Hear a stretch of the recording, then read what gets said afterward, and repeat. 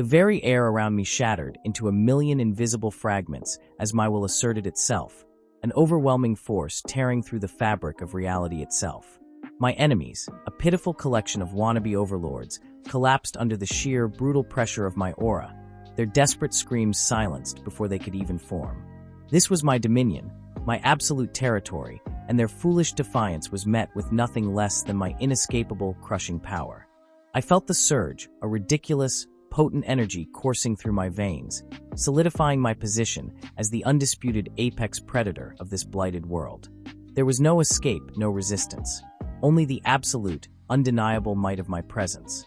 I once witnessed a serene sky, a tranquil green expanse where a shepherd watched over his unsuspecting flock. It was the calm before an absolute, terrifying storm. Then, without warning, the very heavens above me began to fracture, a soundless rupture that stole my breath. My own face twisted into a mask of pure, wide-eyed terror as I absorbed the impossible sight. My mouth hung open, a gaping void reflecting the void opening in the sky, as I watched the horrifying event unfold. As I stared, paralyzed by an overwhelming fear, the entire firmament above violently shattered, exploding like the most fragile glass. Colossal, jagged fragments of darkness ripped free, plummeting towards the world in a terrifying descent. Behind that monstrous, fractured devastation, an unimaginable, colossal, menacing red eye ripped into existence, burning into my very soul. It was a gaze that promised absolute annihilation. The aftermath was a bleak, shattered wasteland, with me standing amidst the falling remnants under a sky now writhing with turbulent malice. My world had been brutally invaded. The Demon King had unleashed his apocalyptic fury upon us. Countless, grotesque monsters were unleashed, a ravenous horde of pure, unadulterated evil. Their numbers were beyond any comprehension, an overwhelming tide of destruction. Then, through the oppressive, star-choked darkness, a single, impossibly pure white shape descended, a beacon of defiance against the encroaching shadow. An explosion of blinding light erupted, tearing through the hazy, corrupted atmosphere, pushing back the overwhelming gloom. These were the legendary Divine Knights, the absolute titans of faith who served my God, champions of unparalleled power. Each divine knight stood as an unbreakable bulwark, spear in hand, their resolve a solidified force, solemnly united against the terrifying invasion. They had sworn an unbreakable, sacred vow to my God, a promise of absolute devotion and devastating justice. Empowered by their absolute devotion, the divine knights manifested supernatural power, an overwhelming force that drove the monstrous legions back, scattering them like dust. For a time, majestic mountain peaks once again framed a bright, clear sky, a fragile illusion of triumph. But the malevolent demon miasma, a corrupting plague from the abyssal demon realm, still clung to my world, festering in high concentrations in isolated, insidious pockets. The landscape remained a testament to that lingering horror, dark and utterly ominous, with shadowy mountains looming under a perpetual twilight sky. The miasma's corrupting embrace was a death sentence. Most who touched it simply perished. Yet a terrifying few were not consumed by the miasma. Instead, they were grotesquely altered, twisted into something far worse. A dense, ancient forest, perpetually shrouded in an oppressive mist and suffocating shadow, loomed as a monument to that vile transformation. The rest of the world became a desolate, barren expanse, ravaged by the remnants of conflict, lying beneath a perpetually stormy, raging sky. Even amidst this desolation, eerie purple petals drifted, whispering chilling tales of ultimate conflict and decay, a grim beauty. I stumbled upon a ruined village, utterly desolate beneath that stormy sky, those chilling purple petals swirling around the broken stones.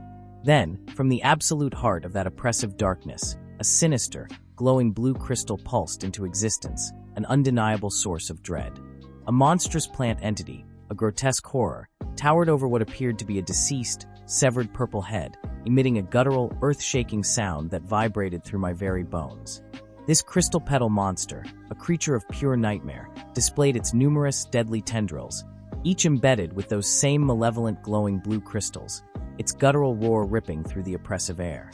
Its blood-soaked tendrils, dripping with the lives it had claimed, covered skeletal remains, the monster emitting a chilling, venomous hiss that echoed my absolute despair. Near what remained of long, dark hair, another glowing blue crystal erupted with a sickening, audible cracking sound, a harbinger of even greater horrors. The red crystal monster, its eyes burning with malevolent red light and its monstrous tongue lolling grotesquely, unleashed an ear-splitting scream as a blue crystal brutally merged with its very skull. That horrific merging signified its complete, ultimate demonic transformation. It had become a full, unholy demon, a pure engine of destruction. But then, a sudden, blinding beam of unknown light, an explosion of pure energy, effortlessly severed the demon's monstrous head in one decisive, devastating strike. I walked through the aftermath, past the demon's severed remains, feeling the residual power. Standing before that gruesome, severed head, I myself uttered a soft, choked sound, a gasp of pure shock and grim realization. Then, an unknown, powerful figure appeared, standing upon the desolate landscape, gripping a formidable staff. His somber declaration, "We were too late," chilled me to my core. That formidable person turned, revealing a grim, utterly determined face. It was Kieran, the 9th Branch Vice Commander of the legendary Divine Knights, a man whose presence commanded absolute respect and a terrifying power. The entire, sprawling landscape lay utterly devastated, a monument to the relentless, brutal conflict. Fallen figures and the shattered ruins of structures littered the ground beneath an oppressive, blood-red sky, a horrifying tableau of absolute loss. Suddenly, a man surged towards Kieran, his desperate calls tearing through the ominous silence, signaling yet another impending, horrifying confrontation. The overwhelming report declared it first. Then the terror consumed the very sky as the massive red moon ripped into existence. It poured a deep crimson glow over everything, painting the world in a horrifying shade of blood. They screamed, knowing its arrival was the undeniable sign that a monstrous, powerful demon would soon breach their reality. Kieran's face, etched with a raw, intense reaction, reflected the pure dread of the moment. Then, a chilling thud echoed, a sound that shook the very foundations of their desperate courage. Kieran, with his trembling companion, cautiously advanced towards a ruined building, an ominous structure where pulsating, glowing red crystals floated in defiance of gravity. He declared the demon was emerging from its core, his voice barely a whisper of urgent caution. A man, his face pallid under the hellish light, expressed deep concern, pleading with them to retreat to headquarters, to escape this nightmare under the red-lit sky. Another man desperately warned them that the oppressive red moonlight was pouring in, urging absolute caution. Despite the primal warnings, a hand, trembling with a forbidden curiosity, tentatively reached out towards the malevolent glowing red crystals. Kieran reacted with absolute, profound surprise. What he found in that desolate, red-lit room, amidst the raw devastation, was not the roaring terror they anticipated. It was me, a helpless human baby. Kieran's shock was palpable, an overwhelming wave as my wide, innocent eyes stared up at him. 15 years blazed past in a single, silent breath. A gleaming white castle, its towering turrets piercing the brilliant sky, stood majestically among lush, vibrant trees, a beacon of a seemingly peaceful era. Inside, a bustling cafeteria teemed with people, their hushed whispers filling the air as an unseen speaker dictated their reality. It was an orphanage cafeteria, a place of stark contrasts, where the speaker declared with unwavering authority that their peaceful meals, their very existence, were all due to the overwhelming might of the Divine Knights. The address concluded, a chilling command urging all occupants to eat with enforced gratitude. Suddenly, my voice sliced through the manufactured peace, calling out to the server. I, a mere child with white hair, looked up in stark disbelief. My meager food portion was an insult, a blatant dismissal of my inherent needs. My name is Leica, and even then, I felt the injustice. I presented my tragically small meal to the server, who actually showed a flicker of distress, a rare crack in their composed facade. My mind swirled, a maelstrom of thoughts churning beneath my calm exterior. A hidden emotion, a surge of power I couldn't yet define, threatened to erupt. But I dismissed my surprise, muttering that it was nothing, a mere tremor before an earthquake. Across the room, a group of privileged kids at another table feasted, their portions enormous, their laughter echoing in my ears like a mocking taunt. I remained in the background, a solitary figure, eating alone, my existence a stark contrast to their frivolous joy. My gaze became contemplative, my heart heavy, as I quietly stated my own name again, Leica. My origins were shrouded in fire and blood. My village, a vibrant testament to life, had burned, engulfed in destructive, ravenous flames. A demon, a creature of pure malice, had attacked when I was but a baby. The entire village was annihilated, reduced to devastating ashes. I was the sole survivor, an anomaly, taken in by the very divine knights who had pledged to eradicate such horrors. They raised me in their stark, unforgiving facility, a constant reminder of the chaos I had narrowly escaped. I often reflected on my past, a deep, unsettling suspicion festering within me. It felt impossibly strange for a baby to have survived alone, a sentiment shared by everyone who knew my story. My internal struggle was a relentless, crushing weight, a battle I waged against my own enigmatic existence. I pondered how the world, how they viewed my large, undeniable birthmark, their eyes burning with the conviction that it was irrefutable proof I was a monster. Then a hand, devoid of respect, reached for my bowl. I considered the immediate implications, the spark of outrage igniting deep within me. This insolent being poured a lumpy substance from my bowl, making a messy, disgusting splash. Holding their own bowl, they looked down at me with an utterly scornful expression, declaring with venomous words that food, my stolen portion, was more than enough for a monster. I was suspected of being a monster. The very air around me crackled with their disdain. All the children in this facility, I knew, had lost their families to the very demons or monsters they believed I embodied. The 3 kids at the table, their faces twisted with an intense, burning hatred, glared directly at me. I recognized their immense animosity, their absolute loathing towards me, their suspected monster. Just then, a voice cut through the tense air, calling out to someone, ordering him to come closer.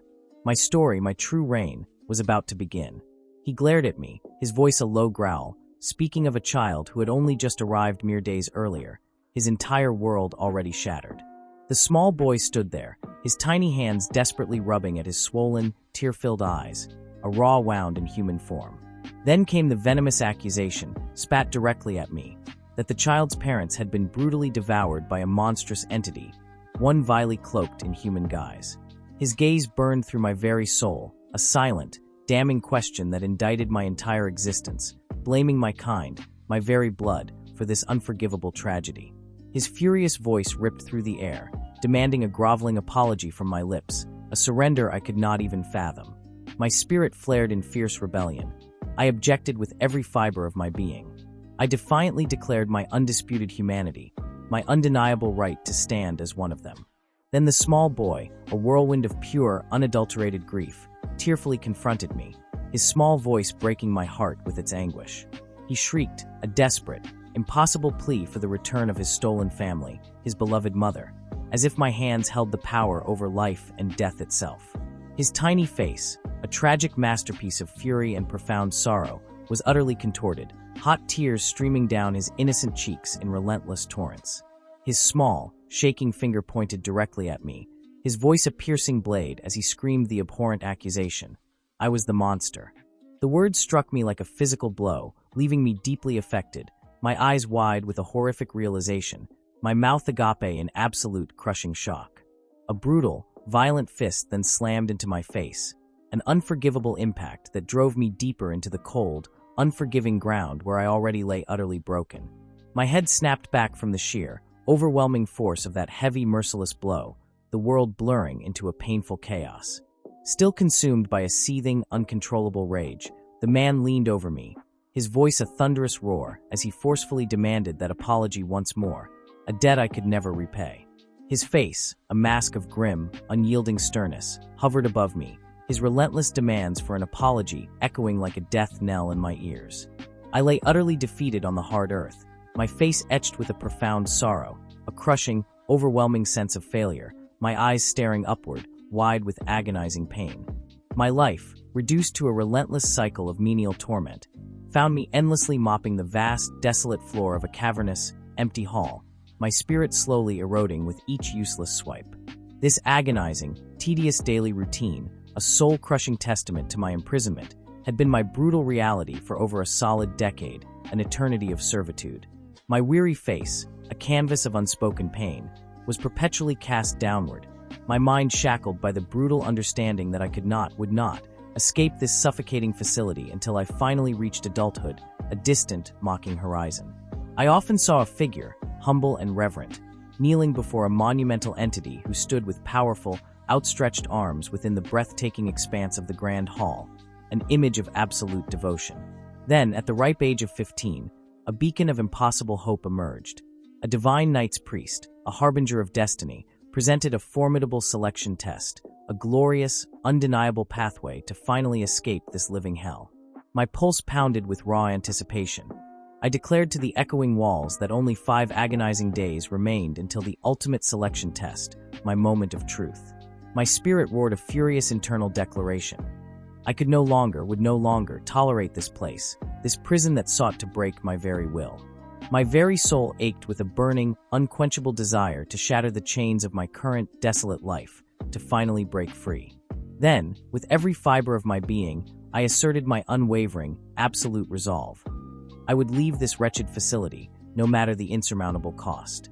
Even as my resolve solidified, another, a formidable figure I knew as the Spiky Blue Man, declared his own ultimate, unshakable ambition: to ascend as a divine knight, to grasp unparalleled power. Then, a voice boomed from unseen heights, a formal declaration that echoed through the hallowed space, announcing the absolute, awe-inspiring start of the knight selection ceremony itself. My gaze fell upon a truly majestic angelic statue, utterly bathed in ethereal, divine light, standing as a sentinel within the immense grandeur of the sacred cathedral. Within the towering, sacred walls of the cathedral, a resonant voice proclaimed the sacred decree. Only participants who had reached the age of 15 years could even dare to stand here. Another unseen speaker then issued a powerful summons, a rallying cry for those chosen few who wished to forge a knight's sacred vow, and in response, young men, all formidable candidates for knighthood, began their solemn, determined procession forward through the ancient, echoing pews of the cathedral. We, the male candidates, paused as one, our collective breaths held, awaiting the unequivocal command to step forward into our imminent destinies. But then, a scathing voice shattered the anticipation. A man stepped forth, confronting me directly, his venomous words piercing my ears as he branded me a monster, utterly unworthy of ever attaining knighthood. My spirit recoiled, and my expression became undeniably downcast, the familiar weight of their judgment pressing upon me once more. To officially initiate the ultimate knight selection test, an ornate, magnificent chalice, shimmering with a mystical, ethereal blue liquid, was ceremoniously presented before our eager eyes. As that majestic, ornate chalice was held aloft, gleaming like a beacon of destiny, an ancient elder issued the formidable instruction. We, the candidates, must step forward one by one and make our sacred, binding vow to its formidable power. The elder, a figure of immense gravity, then presided over the hallowed ritual, his hands solemnly cradling the intensely glowing chalice, a vessel of unimaginable power. He then meticulously explained the absolute, unbreakable rules for the chalice ritual. A devastating blue glow would signal utter failure, forever denying us the sacred path to knighthood, but a glorious, radiant golden glow promised the awakening of unparalleled knightly power upon drinking its mystical contents and sealing our eternal vow. The elder then issued the precise, sacred instructions on how each participant must make their monumental vow. His booming voice declared the ultimate sacrifice. We must offer God that which was most profoundly, unequivocally important to our very souls. My elder's booming voice hammered home the gravity of this moment. This ritual, this monumental ascent, was a singular, unrepeatable event in my entire existence. Then, a voice charged with an almost unbelievable intensity tore through the air, proclaiming a vow that resonated with absolute conviction. 2 figures materialized, their eyes wide with a solemnity that spoke of the immense weight of their roles. The spiky-haired warrior, a beacon of sheer power, was reliving this very instant, a critical flashpoint in his own brutal legend. He unleashed a shout, a guttural roar of pure, untamed passion that threatened to shatter the very foundations of the facility. His vow, forged in the fires of agony, was absolute. Never again would he turn his back on a monster, never again would he flee from the monstrous threat. He was consumed by the crushing, agonizing memory of a monster, a horrifying beast, devouring his little sister, tearing her from his grasp in an instant of pure terror. A dark, searing flashback ripped through him, revealing his desperate, futile reach for his sister as a gargantuan serpent, a beast of unimaginable terror, loomed over her, its shadow swallowing her whole. In that infernal moment, his iron will solidified. No matter the danger, no matter the grotesque power of these abominations, he would utterly annihilate every single one of them. As his vow resonated, a soft, ethereal golden glow erupted from his form, accompanied by a subtle, almost hypnotic swirling sound that spoke of imminent cosmic upheaval.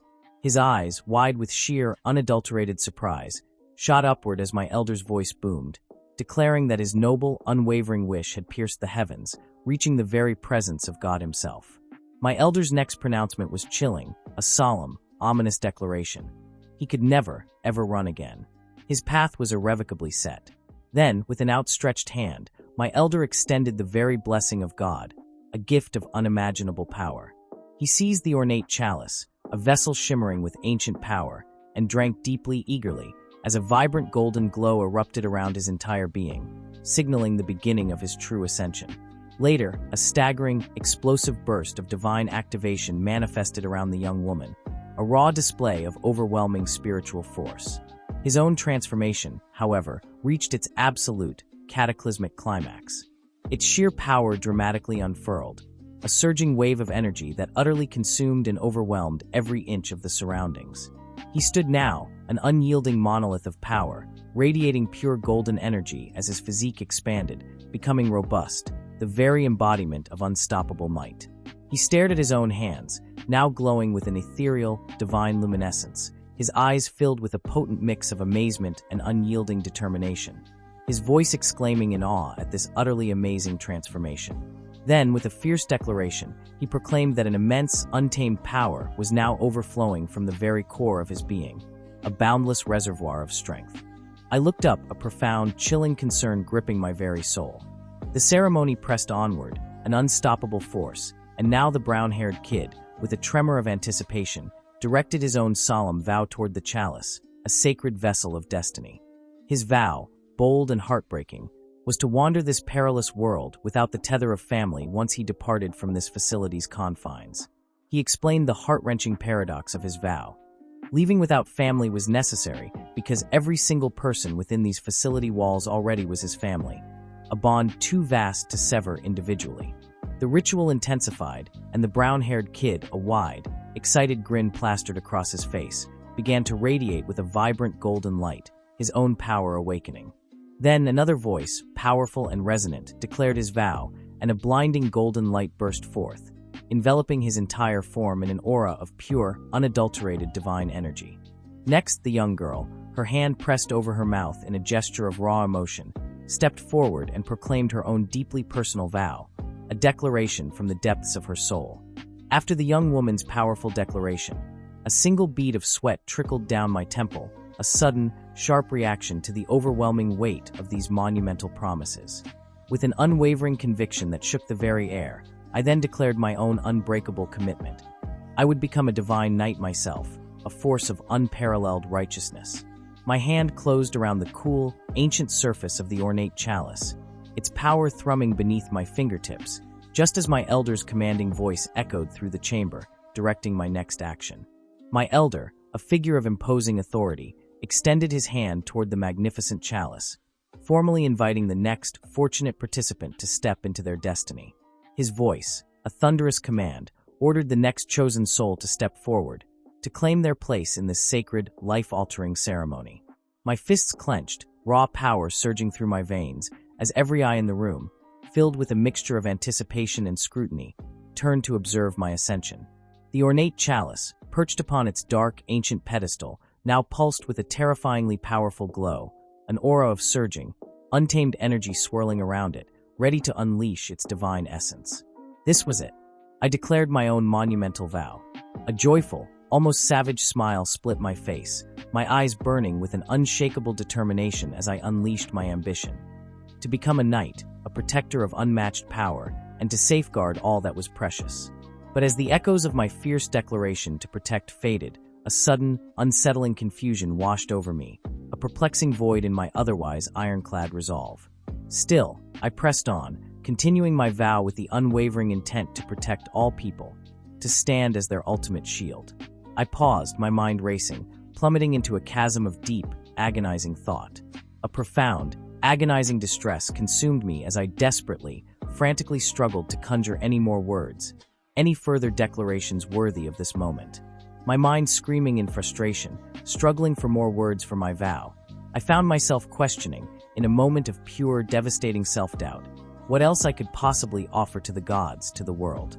And as I stood there, utterly paralyzed, wrestling with the impossible task of completing my monumental vow, three imposing male figures, their presence radiating undeniable power, materialized before my very eyes, their arrival a sudden, shocking twist in my already tumultuous fate. My soul screamed for an escape, for a single sliver of true happiness to break through my desolate existence. Then, with a sudden, devastating clarity, a stark realization ripped through me. I declared, my voice raw with desperation, that I had absolutely nothing, that I had never possessed a single shred of true worth in my entire pitiful life. I pleaded, my very essence begging, that anything at all, would be an acceptable offering. My internal turmoil intensified, a furious, silent demand erupting within my mind. Just offer something, for the love of all that was powerful. Then, with a catastrophic tear, a mysterious, unknown object violently erupted from my very core, and I unleashed a primal scream of unimaginable agony. My entire being strained visibly, powerful internal forces continuing their relentless, overwhelming surge within my tormented frame. I hunched over in excruciating pain before the ancient ceremonial altar, my vision blurring as a grand blue chalice began to brim with a sinister, glowing purple liquid. As the vibrant, bubbling purple liquid dripped ominously from the now glowing chalice, I stared on, my eyes wide with unadulterated shock, my mouth agape in silent disbelief. The ornate chalice then vigorously, violently overflowed, spewing forth the thick, radiant purple liquid, a spectacle of terrifying power. I stood frozen in the vast church hall among the other rigid figures, stunned by the horrifying display. Around me, the observers began to murmur, a low, unsettling hum of fear and confusion. The elder, his ancient face etched with a grave, deeply troubled expression, observed the chalice, his unspoken thoughts screaming that he had never, in all his long years, witnessed such a profoundly disturbing color.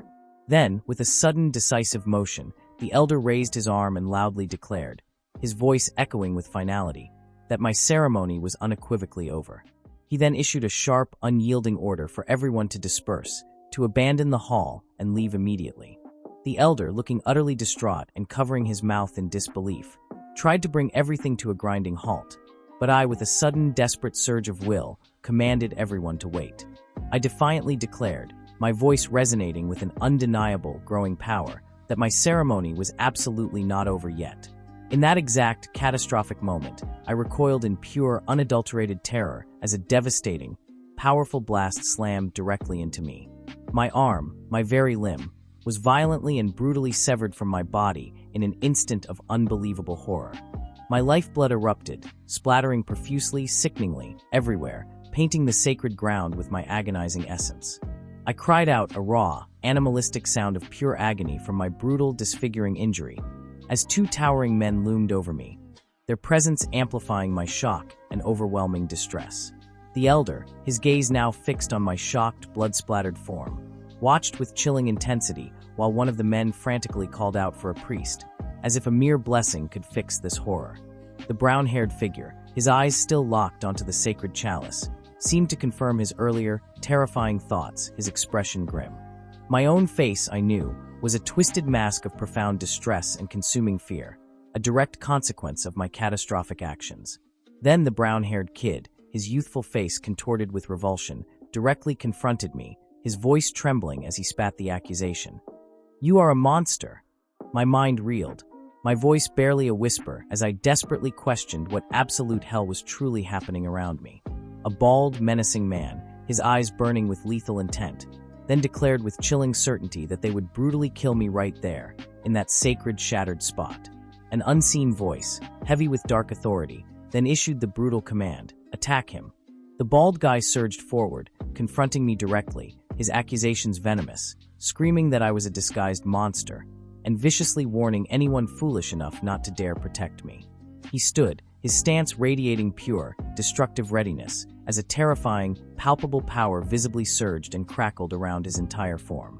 The elder, his voice laced with absolute desperation, cried out, pleading for the relentless fighting to cease immediately. He lamented, his voice heavy with despair, that such overwhelming, catastrophic power was never, ever meant to be wielded by mere humans. Then, with a deafening roar, an unstoppable, powerful force erupted, unleashing unimaginable, massive destruction, shattering massive stone fragments and blindingly lighting up the entire area. That annihilating, destructive force continued its unstoppable path, tearing through a colossal structure with terrifying ease.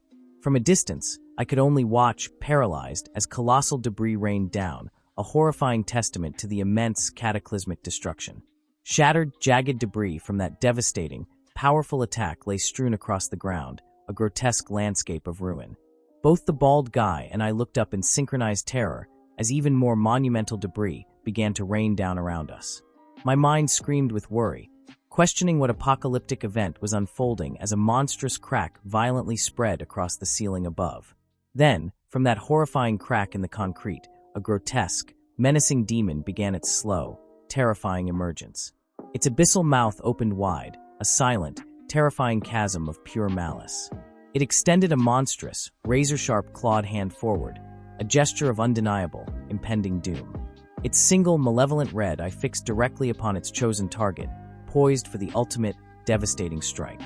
The demon's colossal clawed hand extended, and the world around me exploded in a violent shower of debris. Around me, the collared man and countless other figures screamed, their terror echoing my own rising panic. Then, that red-eyed green monster, an abomination of pure destruction, brought its colossal foot down, violently crushing the very ground beneath my feet. The ancient stone structure erupted in destructive cracks, tearing apart under the overwhelming force of its impact. As this monstrous entity wrought its pure devastation, my elder stared in wide-eyed horror, his disbelief a raw wound against the impossible reality. The demon's gigantic, blood-stained hand loomed over everything, a terrifying shadow of ultimate doom. I saw the bald guy scatter desperately through the crumbling debris as someone's terrified scream confirmed the unspeakable truth. It was a demon. Its reign of pure annihilation continued, an unstoppable force ripping apart my world. Its green blood-drenched hands, dripping with the lifeblood of everything it had consumed, were a sickening close-up of my impending doom. With a horrifying swiftness, the demon's sharp, clawed hand reached for a helpless person, swallowing them whole into its abyssal maw. My elder, his voice strained with desperation, urged everyone to evacuate, to flee this inescapable horror. He urgently suggested calling the Divine Knights, a futile whisper against this overwhelming, absolute power. As the demon's relentless destruction continued, I was utterly shocked, paralyzed by the sheer magnitude of this impossible nightmare. Then, in a horrific flash, my elder was violently struck by the demon's colossal force. His body was propelled backward, a broken puppet against an insurmountable titan. I wondered for a fleeting, terrifying moment if this truly was a demon, a creature of pure myth-made flesh. But the horrifying reality slammed into me. It was undeniably a monster, an entity of absolute terror. My eyes widened with pure, primal fear, my face slick with the cold sweat of my impending doom. Then, towering over my injured form on the ground, stood the bald man with his gauntlet, his stance aggressively demanding action. He commanded me to move, a desperate plea for me to fight against the inevitable. As the bald guy reflected on a past memory, an unseen voice resonated with chilling power, telling him his noble wish had reached the very heavens, a stark contrast to my present hell. But now, a colossal, monstrous demon screamed aggressively, its terrifying form looming over the bald guy, who could only look up in absolute, unadulterated terror. The demon extended its elongated, clawed hand downwards, an ultimate sentence, as the bald guy looked up, desperately pleading for a salvation that would never come. After the monster's devastating attack, I lay there, severely injured and drenched in my own blood, my wide, terrified eyes staring up in utter shock and profound despair. Then a kid, barely more than a child, rallied his determined companions, declaring we all had to fight. They radiated an immense power, declaring they received this destiny-driven power for precisely such a cataclysmic purpose. The demon, a true harbinger of doom, unleashed a powerful attack with its colossal palm, creating immense, earth-shattering shockwaves that tore through my very soul. I looked out, my eyes wide with pure panic, sweat pouring from my face, questioning what this overwhelming, world-ending power truly was. I knew, with absolute certainty, that I faced an unavoidable, ultimate death. Then the demon attacked, its brutal force piercing straight through the kid's body, a horrific display of its absolute dominance. He struggled intensely, desperately, against the monster's inescapable, crushing grip, a final act of futile defiance. After witnessing such overwhelming, unimaginable power, I questioned how I could possibly even scratch this monster, let alone confront its absolute might. The demon, a true apex predator of nightmares, was now devouring the corpse of the fallen, a grotesque feast of ultimate victory. Another character, his face etched with doubt, wondered if their supposedly divine power would even be effective against such a formidable, impossible foe. The demon screamed in pure, unadulterated fury, its impossibly long tongue now appearing directly above my head, a shadow of impending consumption. A sudden, desperate thought pierced through my terror-stricken mind, a final, flickering spark of defiance. I wondered, with chilling clarity, if this desolate, crumbling place was where my journey would ultimately end, where I would meet my absolute demise. My terrified eyes stared wide open, reflecting the impossible horror before me, unwilling to close against my ultimate fate. Injured, with my own blood staining my arm, my gaze fixed upon the glowing, ornate chalice, a beacon of desperate hope in this abyss of despair. The sacred chalice contained a pulsating, glowing liquid, an unknown, powerful essence. My face contorted, a mask of intense distress and absolute desperation, a testament to my burning will to survive. I firmly grasped the chalice, my hand shaking but resolute, declaring to myself that this desperate gamble was my only, absolute chance. It had to be fine. Holding that sacred relic, I urgently drank from it, the liquid burning down my throat as I declared, with every fiber of my being, that I would rather consume anything, risk anything, than accept death in this hellish, collapsing domain. Immediately, an overwhelming, raw surge of powerful energy began to radiate violently from my entire being, a new, absolute force awakening within me. My entire being was engulfed by a colossal, monstrous tongue, crushing me in its vile embrace. I felt the searing pain as my own blood, a crimson torrent, began to spill, splattering against the monstrous flesh that imprisoned me. Then, in a surge of inexplicable power, my previously severed arm, rematerialized, whole and terrifyingly complete. An utterly explosive, earth-shattering force erupted from the very ground beneath me, radiating an unstoppable wave of pure destruction around that heinous demon. My attack, born of sheer defiance, tore through its colossal tongue, severing that putrid thing with absolute precision. As I continued to unleash my devastating, world-shaking force, my very face was engulfed, consumed by an overwhelming, primal surge of power. My eyes, blazing with an unholy light, pulsed with the raw, untamed intensity of the internal power coursing through every fiber of my being. My entire body became a vessel for this surging, uncontrollable power, my hands instinctively reaching out as the sheer magnitude of it threatened to rip me apart, to consume my very essence. A dizzying disorientation slammed into me, leaving me adrift, questioning the fabric of reality and what in the blazing inferno had just transpired. I stood there, an unyielding titan amidst shattered glass, my eyes still burning with that same incandescent glow. Then, with a hesitant, almost reluctant shock, I began to process the impossible, the truly insane spectacle unfolding before my very eyes. Powerfully transformed, my body now a sculpted monument of raw muscle, I questioned the very reflection staring back, wondering if this formidable new form was truly me, or something far more ancient and terrifying. An utterly alien, almost chilling sensation resonated deep within this newly transformed, monstrous body. My words were a rasp, my entire body felt utterly, impossibly cold, as if infused with the void itself. This dramatic, cataclysmic change had unleashed within me an immense, devastating power, a force of pure unadulterated might. I felt an overflowing, limitless torrent of immense power, a tidal wave of destructive energy, surge from the deepest core of my being. Without warning, the demon, that infernal monstrosity, unleashed its own heinous attack, aiming to utterly annihilate me. I descended with blistering speed, a comet of vengeance, tearing through the air amidst crackling, explosive energy. The demon roared, an aggressive, ear-splitting bellow, its grotesque tongue lashing out as I plummeted, a guided missile of fury, straight towards its monstrous form. I then unleashed an absolutely devastating, powerful strike, a true hammer blow, from my mighty arm. My target was absolute, undeniable, the monster's abominable head. My attack was not just a strike, it was an implosion, a force designed to explode from within. And then a truly cataclysmic explosion ripped apart the very core of that monster, bursting outwards in a shower of gore and destruction. The impact was a seismic event, powerful and bone-jarring, scattering debris across the blasted landscape. I stood triumphant, a living vortex of swirling energy, after unleashing that world-shattering, powerful attack. But then my body, an unyielding vessel mere moments ago, began to contort, to struggle in profound distress, an agonizing spectacle witnessed by a mere brown-haired kid from a terrifying distance. I felt an irresistible, intense energy seize me, pulling my writhing form upwards, into the unknown. My face, twisted into a mask of pure agony. My teeth gritted against the overwhelming pain, as I fought against that consuming, annihilating power with every last ounce of my defiance.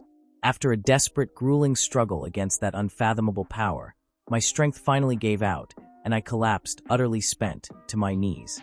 That brown-haired kid, a terrified spectator, watched the unseen, cataclysmic event with eyes wide in horror, sweat dripping down his face as he exclaimed in absolute disbelief and chilling dread. Then, the realization slammed into me. My previously severed arm, my arm, was completely, perfectly restored, leaving me to question the very fabric of reality, to wonder what impossible madness had just transpired. Purification. I looked up, my eyes wide, an exclamation of pure surprise escaping my lips. A massive, colossal sword, radiating an aura of divine judgment, descended with earth-shattering force. Its undeniable trajectory was clear, straight down towards that vile demon. A white-haired, bare-chested man sat on the ground, a mere mortal looking up in absolute awe as that powerful, reality-shattering sword impacted directly into the form of the green-blue phantom. The ornate sword, now firmly planted, stood upright, an undeniable beacon, radiating its immense, holy power across the devastated landscape.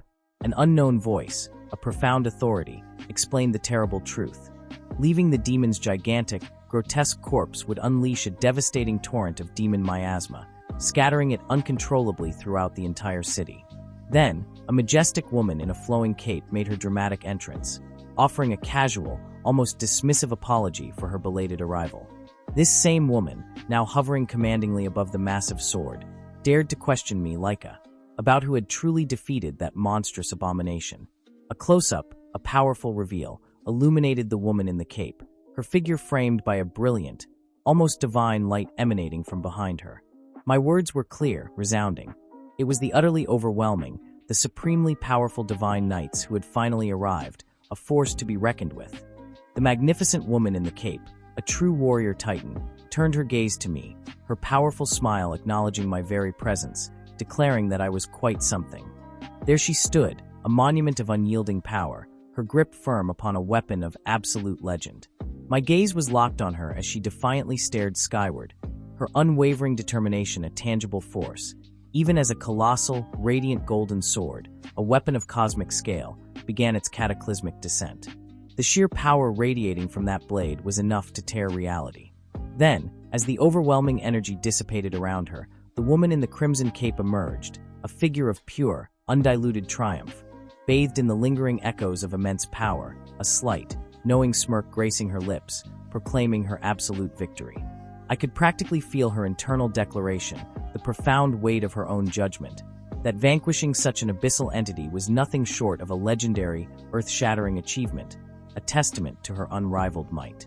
She stood, a bastion of unwavering confidence, her very presence demanding reverence, and then the monumental truth crashed upon me. This awe-inspiring legend was none other than Divine Knight's commander Arthur herself. My entire world shifted. My mind reeled, utterly overwhelmed, as I frantically processed the sheer, monstrous scale of that magic sword, a weapon of impossible power, its existence utterly defying logic.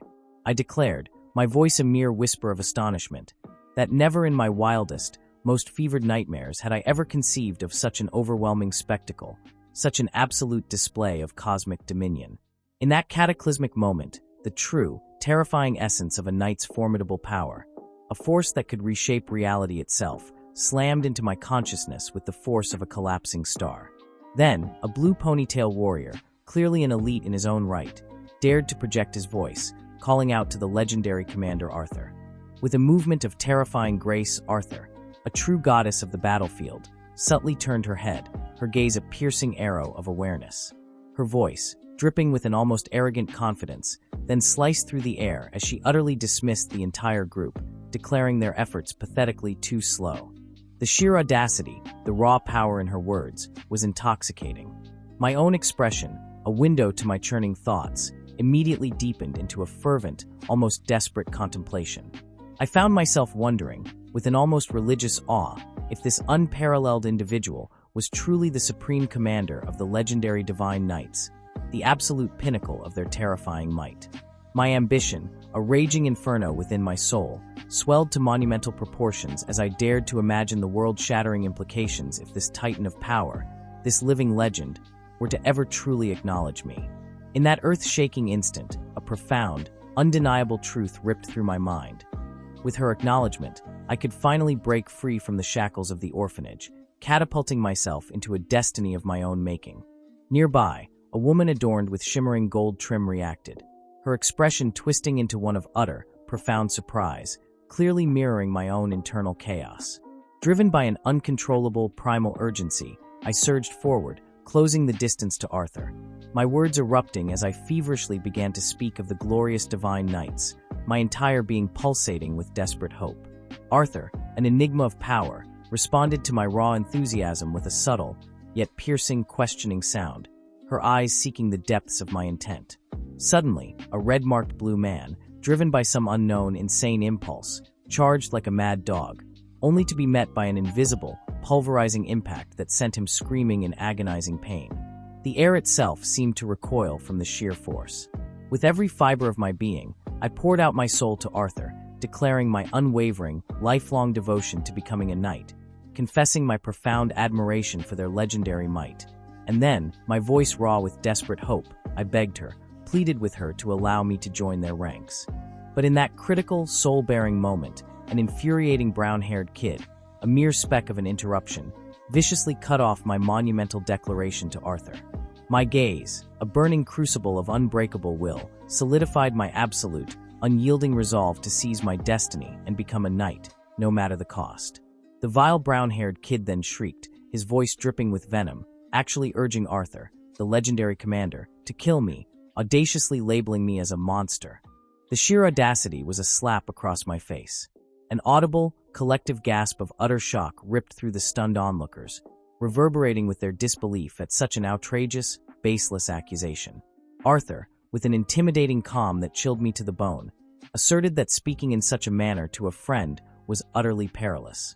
Yet, the relentless brown-haired kid, a pest of unimaginable proportions, persisted, jabbing his finger at me, maliciously identifying me as the solitary, haunted survivor of an obliterated village, a fact Arthur herself seemed to be intensely reflecting upon, her gaze unnervingly deep. Arthur, a storm of controlled power, and the blue-haired man, a pillar of his own formidable strength, locked into an incredibly intense, almost psychic gaze, a silent battle of wills playing out before my eyes. The insufferable brown-haired kid, his mind clearly unable to grasp the magnitude of the moment, then vocalized his profound surprise that such a monumental transformation could possibly occur without the sacred ritual of a vow being made. Now utterly transformed, my hair cascading in long, dark waves around me, I spoke, my voice resonating with an unfamiliar, profound strength of the overwhelming, exhilarating power that coursed through my very veins, a power that was now irrevocably mine. The obnoxious brown-haired kid, his eyes bulging with an almost comedic disbelief, then shrieked his outrageous contention that I, Leica, was no longer even human. I was struck absolutely speechless, my mind utterly incapable of forming a single coherent thought in the face of such monstrous accusations. My inner monologue screamed with absolute shock and utter disbelief, vehemently asserting that what I had just witnessed, this monstrous display of power and accusation, was profoundly, utterly wrong, an affront to everything I knew. Then, with a mere, almost casual flick of Arthur's impeccably gloved hand, the brown-haired kid, who had just been so brazen, suddenly registered an expression of monumental, bone-chilling surprise. In the very next breath, Arthur, with a terrifying, effortless exertion of her colossal power, casually flicked the brown-haired kid, sending him hurtling through the air like a discarded rag doll, a breathtaking display of overwhelming force. Arthur's voice, a steel-edged blade, then cut through the silence, as she pointedly interrogated the now-flung brown-haired kid, demanding to know if she had, in fact, saved his miserable existence. Arthur stood absolutely still, her expression now a mask of chilling, unyielding seriousness, her very presence an undeniable declaration of her supreme authority. Her words were delivered with the finality of a death knell as she declared, in no uncertain terms, that she would tolerate absolutely none of that particular, infuriating brand of disrespectful discourse.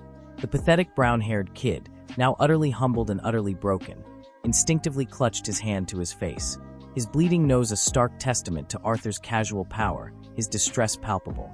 His pleas were gut-wrenching, pathetic cries for help desperate, groveling appeals for forgiveness erupting from his shattered form, a truly humiliating defeat.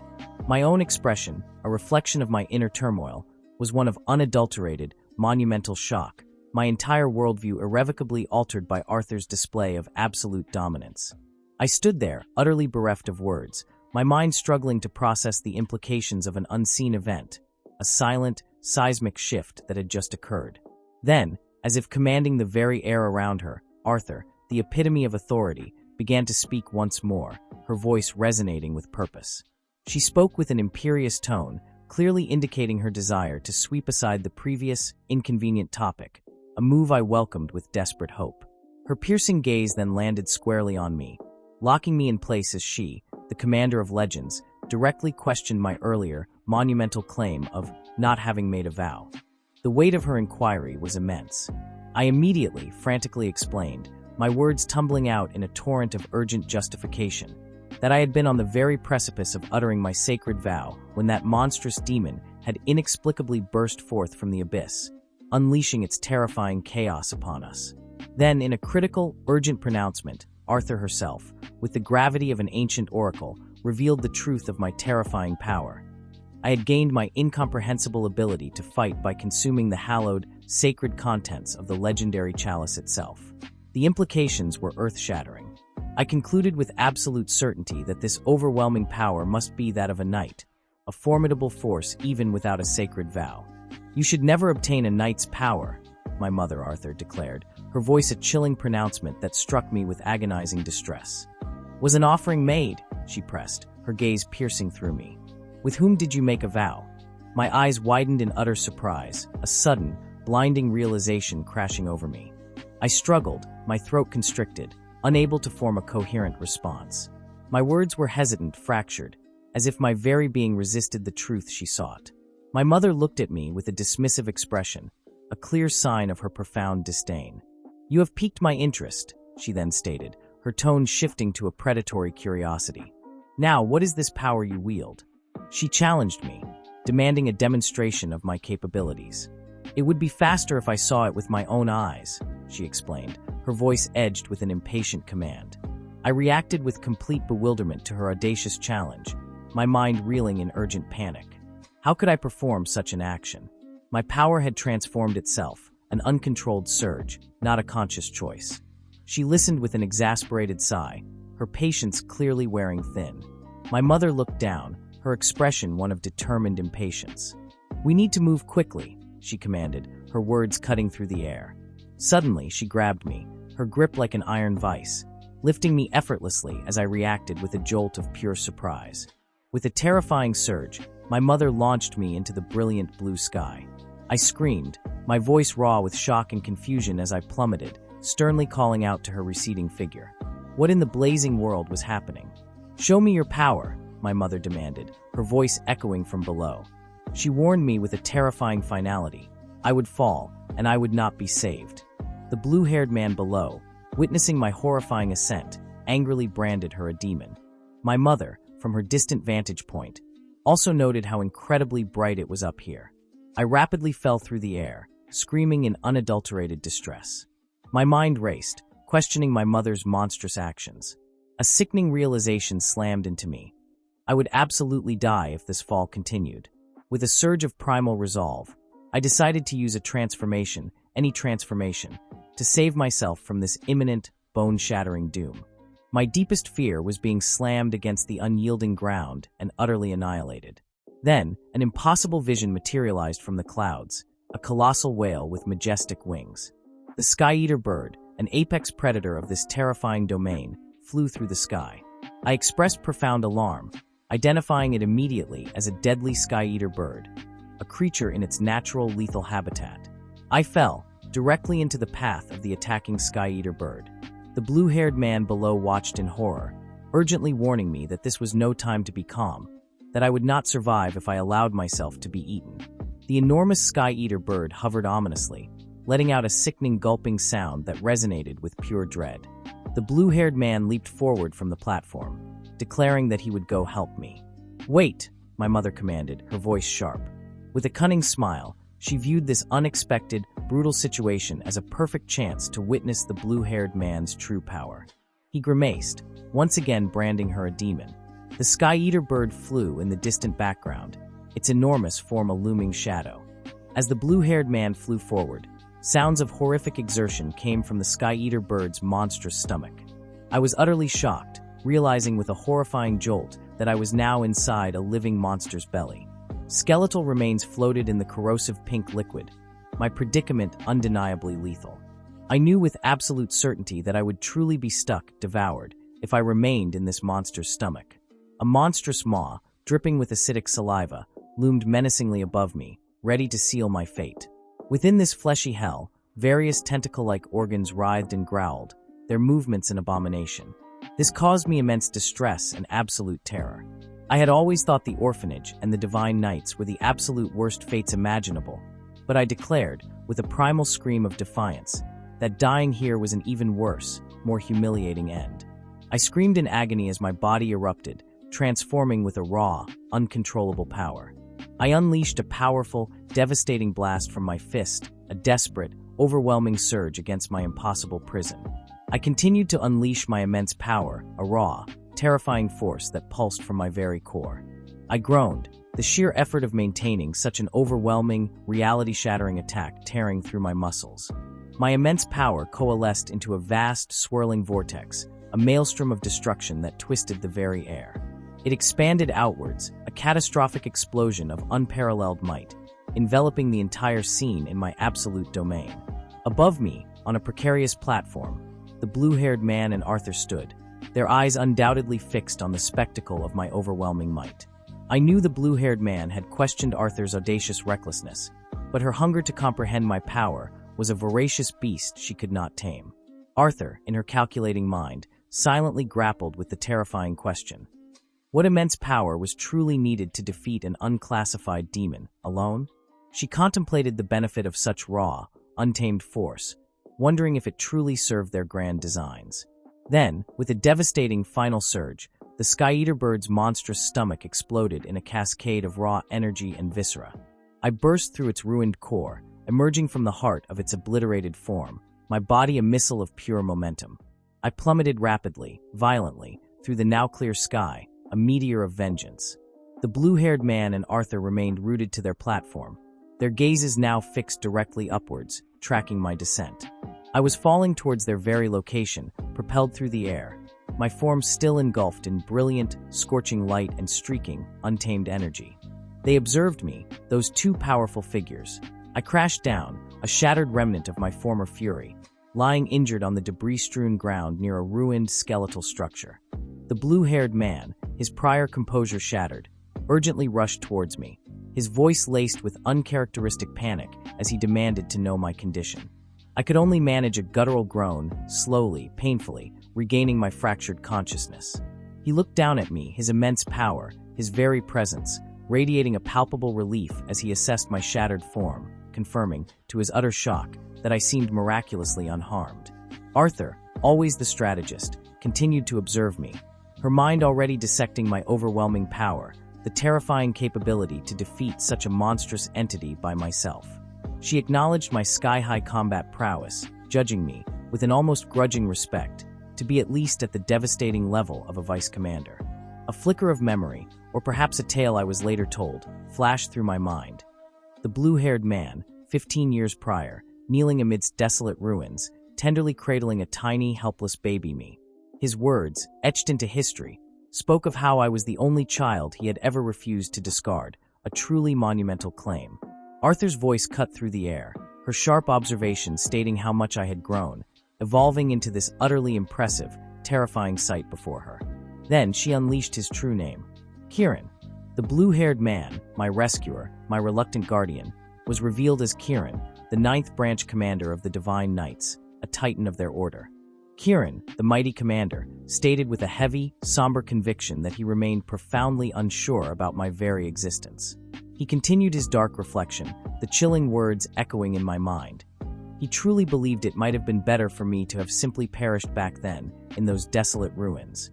Arthur, ever in command, then called out to a brown-haired kid, a mere youth, who stood startled before a colossal stone building. The kid reacted with a sound of extreme, undeniable shock, his fear almost palpable. Arthur declared her terrifying edict.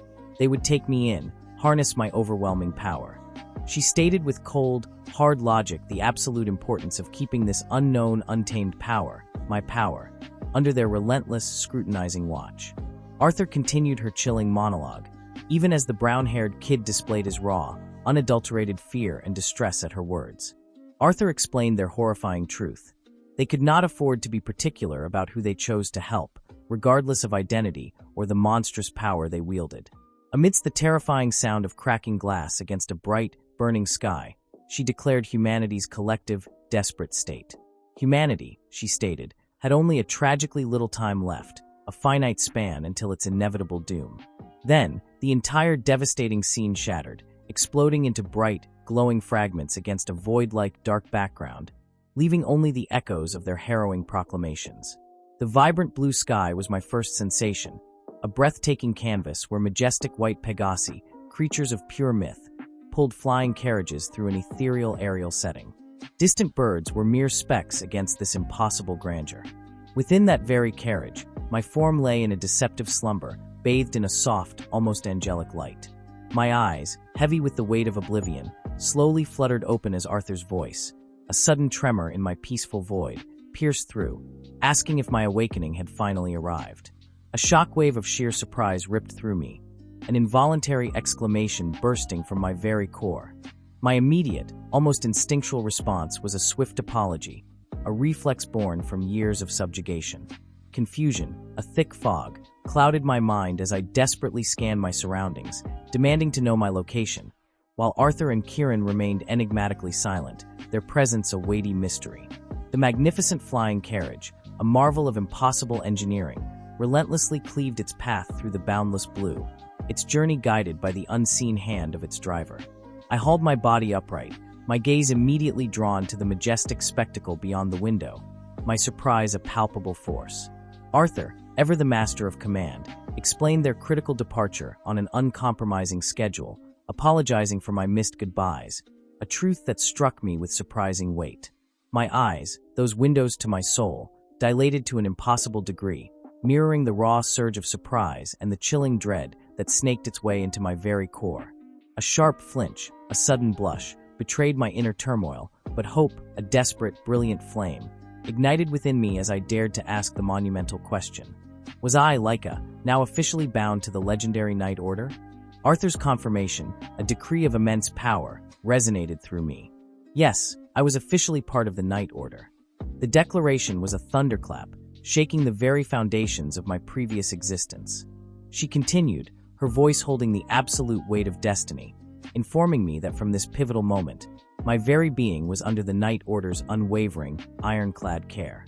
With a confident, almost regal gesture, her open hand seemed to radiate a warm glow, a powerful visual emphasis on my unequivocal welcome into their formidable ranks, a claim on my future.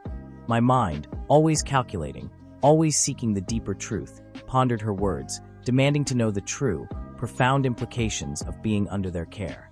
Her grip on my hand was firm, an unyielding steel, as she issued her formidable warning. My very existence, so utterly unusual, meant my trustworthiness would be brutally forged and determined solely by my actions.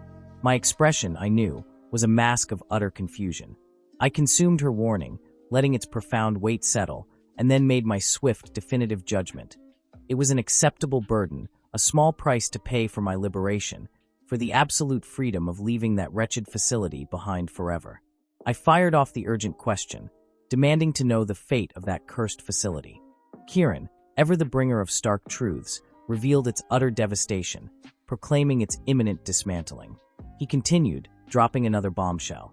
The staff and the remaining children from that shattered prison would be brutally separated, dispersed to unknown, distant locations. Arthur's voice, now a mournful echo, delivered the crushing news. Most of the children, those who had just forged their sacred covenants, had tragically perished. It was a wave of pure devastation. My gaze, heavy with a somber weight, fixed on nothing, profoundly affected by the tragic fate of those lost souls. My voiced sympathy was inadequate for such an immense sorrow. Arthur's next question, delivered with a piercing intensity, demanded to know if there was anyone at all, I wished to bid a final farewell. My eyes, those silent witnesses to my suffering, widened with an overwhelming sadness as I delved into the profound depths of her inquiry. As I grappled with that monumental question, my head snapped upward, profound distress contorting my features as a memory. A vision of myself clutching a broken, empty vessel flashed with agonizing clarity before my inner eye. The flashback, a cruel echo of my past self trapped within that monstrous facility, culminated in the bitter, simple truth escaping my lips. I had no one to say goodbye to. Driven by an urgent, desperate need to escape the crushing weight of memory, I demanded to know our destination, my voice cutting through the silence. Arthur's revelation was immediate and powerful. We were soaring towards their formidable headquarters, nestled within the sacred, awe-inspiring holy capital of Alha. Her finger, a beacon of destiny, indicated the distant horizon where the majestic, impossibly grand castle of the capital was beginning to materialize, a colossal promise on the edge of the world. She explained that this colossal bastion housed countless knights, including fresh cadets like my own insignificant self, all sworn to its defense. Then her voice dropped, revealing a truth that sent shivers down my spine. A calamity, a cataclysm from the terrifying mythic age itself, could erupt, without warning, at any heart-stopping moment. My mind reeled, a torrent of questions demanding answers about this unfathomable calamity from a forgotten, mythic era. Arthur, with a commanding gesture, then directed my gaze towards something unseen, something vital. She pointed, her finger an extension of her will, as my eyes, still impossibly wide with raw anticipation, riveted onto a nearby reflective surface, a mirror to untold mysteries. My eyes, instruments of my awakening, dilated with an intensity that threatened to shatter, reflecting a scene of blinding, utterly unknown brilliance, a premonition of pure, unadulterated power. And then, with a deafening, reality-bending crack, the very sky above us, that vast, beautiful expanse, shattered like fragile glass, revealing the impossible truth beyond. The ancient text of that devastating tome screamed a horrifying truth, detailing how a colossal rift had once ripped open the very fabric of our great sky, unleashing a torrent of demonic essence and monstrous beasts from an unimaginable otherworld. It was the Demon King himself, a tyrannical overlord, the abhorrent sovereign of that vile otherworld, a covetous god whose ambition knew no bounds.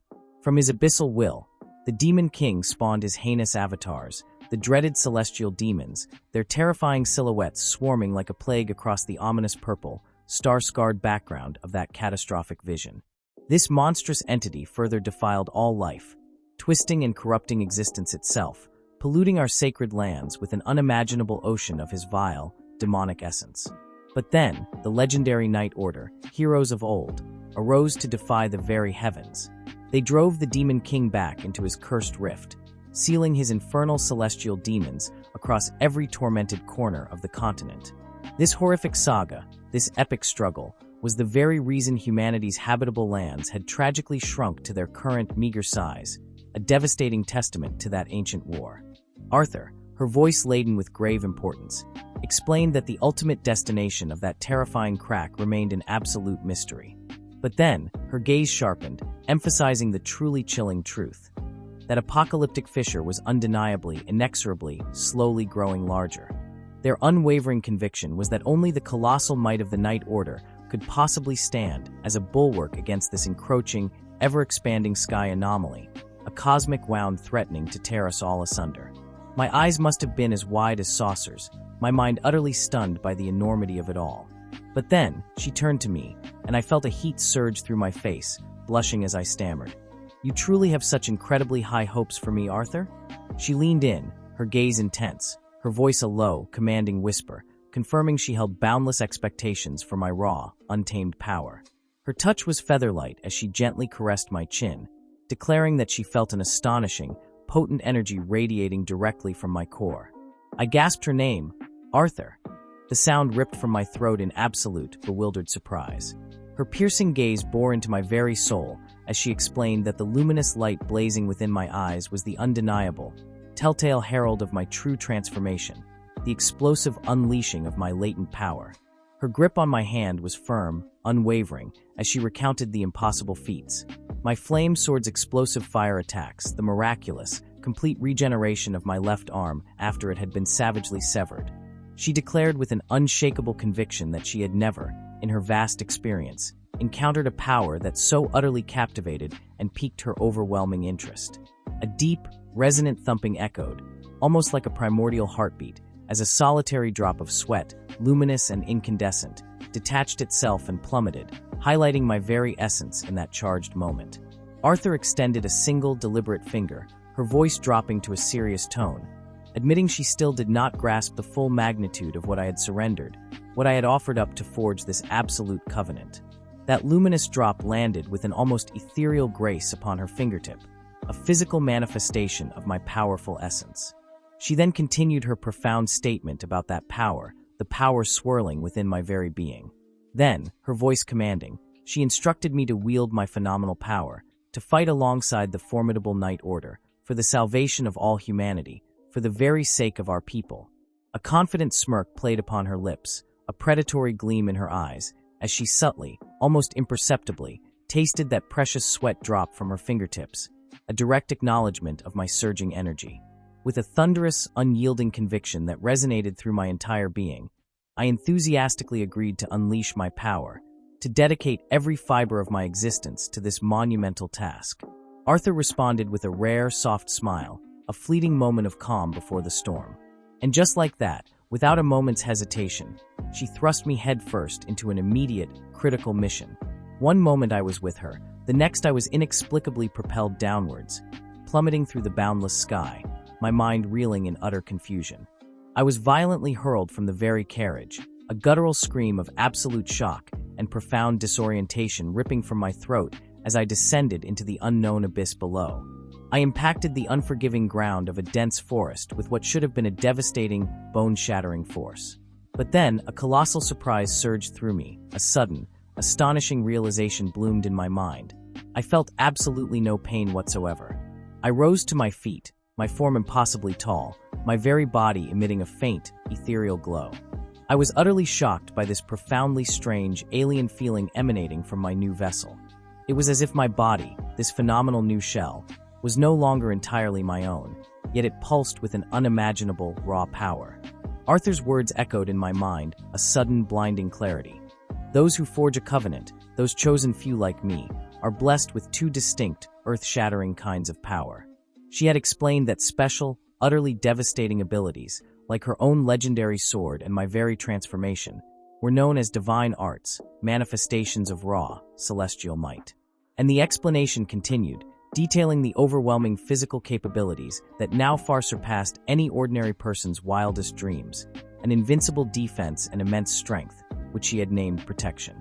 I was now a living weapon, a walking fortress, ready to obliterate any obstacle. Commander Arthur, with his imposing presence, laid out the true, terrifying scope of the Night Order's work, revealing it extended far beyond merely dispatching fiends and monsters. My very first assignment, a direct order from the commander, was to eliminate the trash.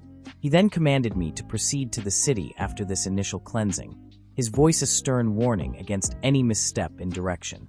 A knot formed in my stomach as I grappled with the grim implication of cleaning up trash. My eyes widened, a shockwave of realization crashing through me.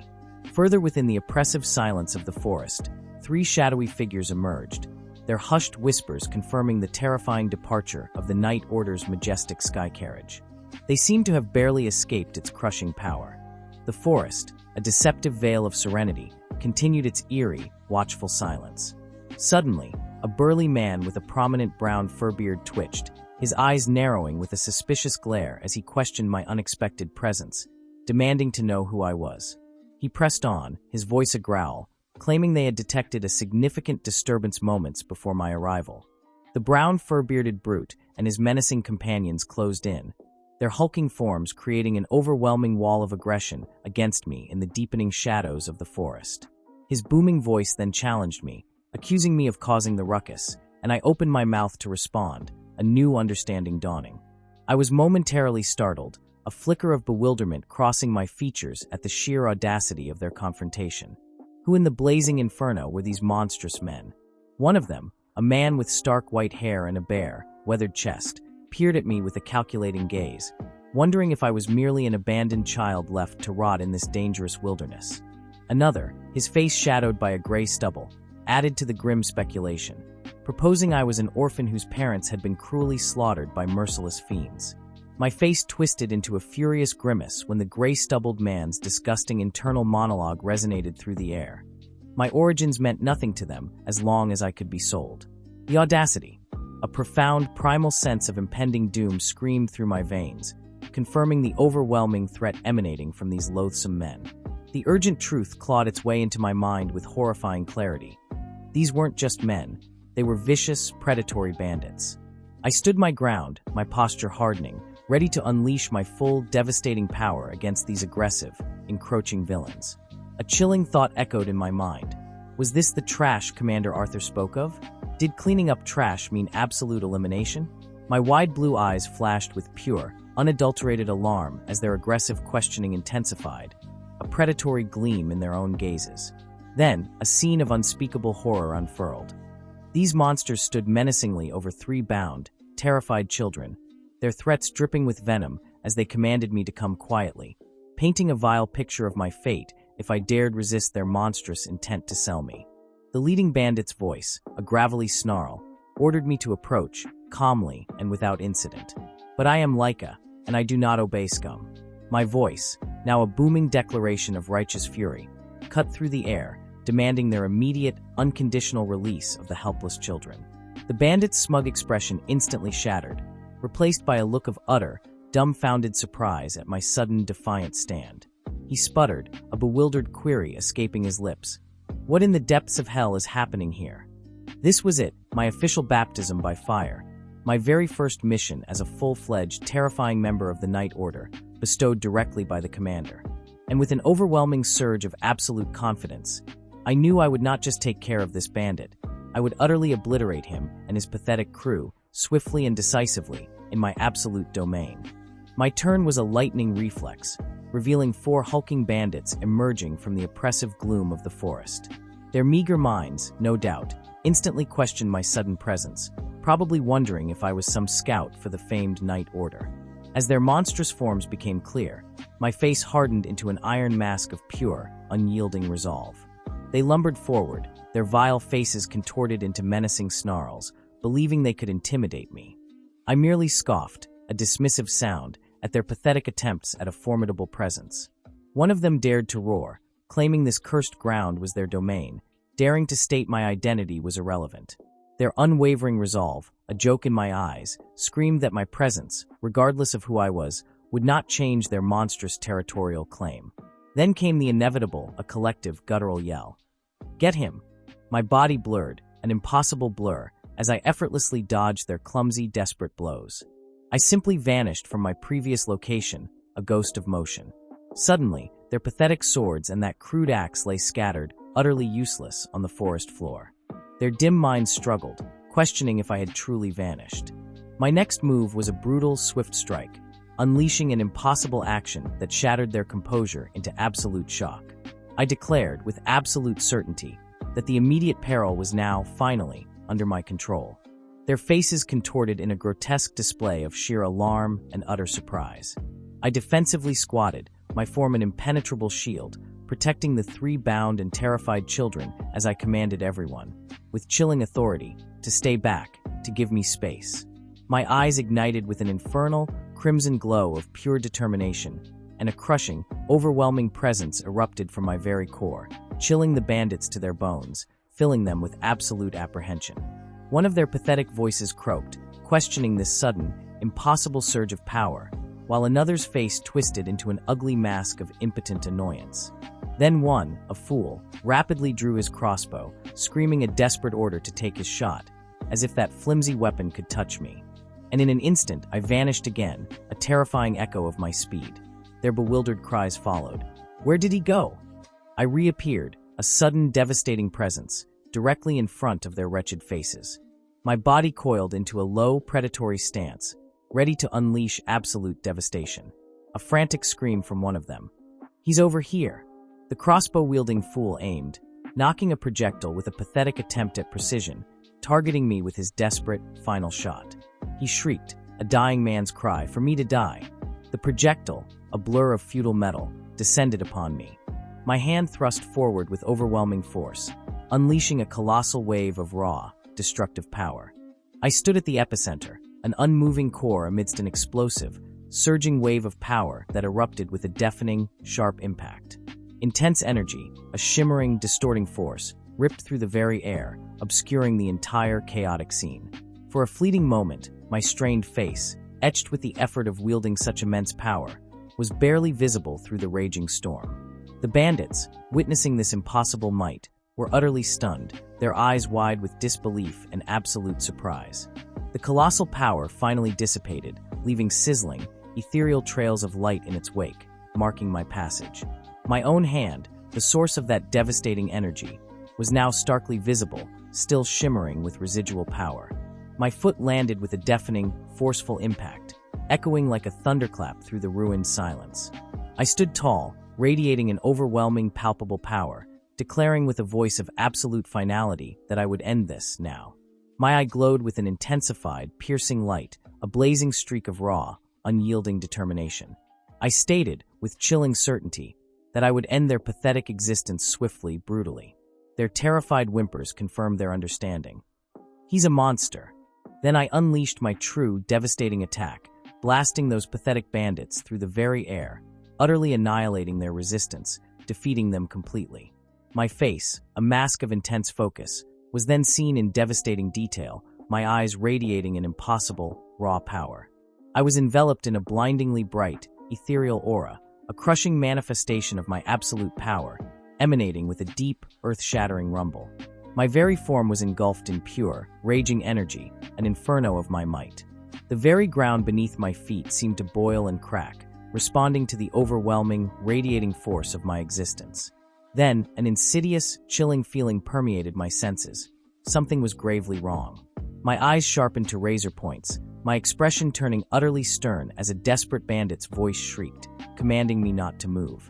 He stood there, a truly pathetic display of desperation, holding one of the children hostage, pressing a vile weapon against the child's innocent throat, glaring at me with a fierce, hollow defiance. That pathetic bandit, thinking he held any sway, clutched the child, his voice a desperate croak warning me not to approach, threatening to unleash his meager fury. His face contorted, a sweaty mask of fear and desperation, betraying his utter weakness. He pressed a pathetic, sharp blade against the innocent child's throat, a futile attempt to intimidate my overwhelming presence.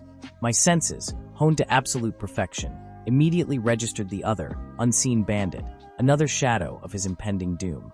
From a distance, two more small figures watched, paralyzed by their own terror.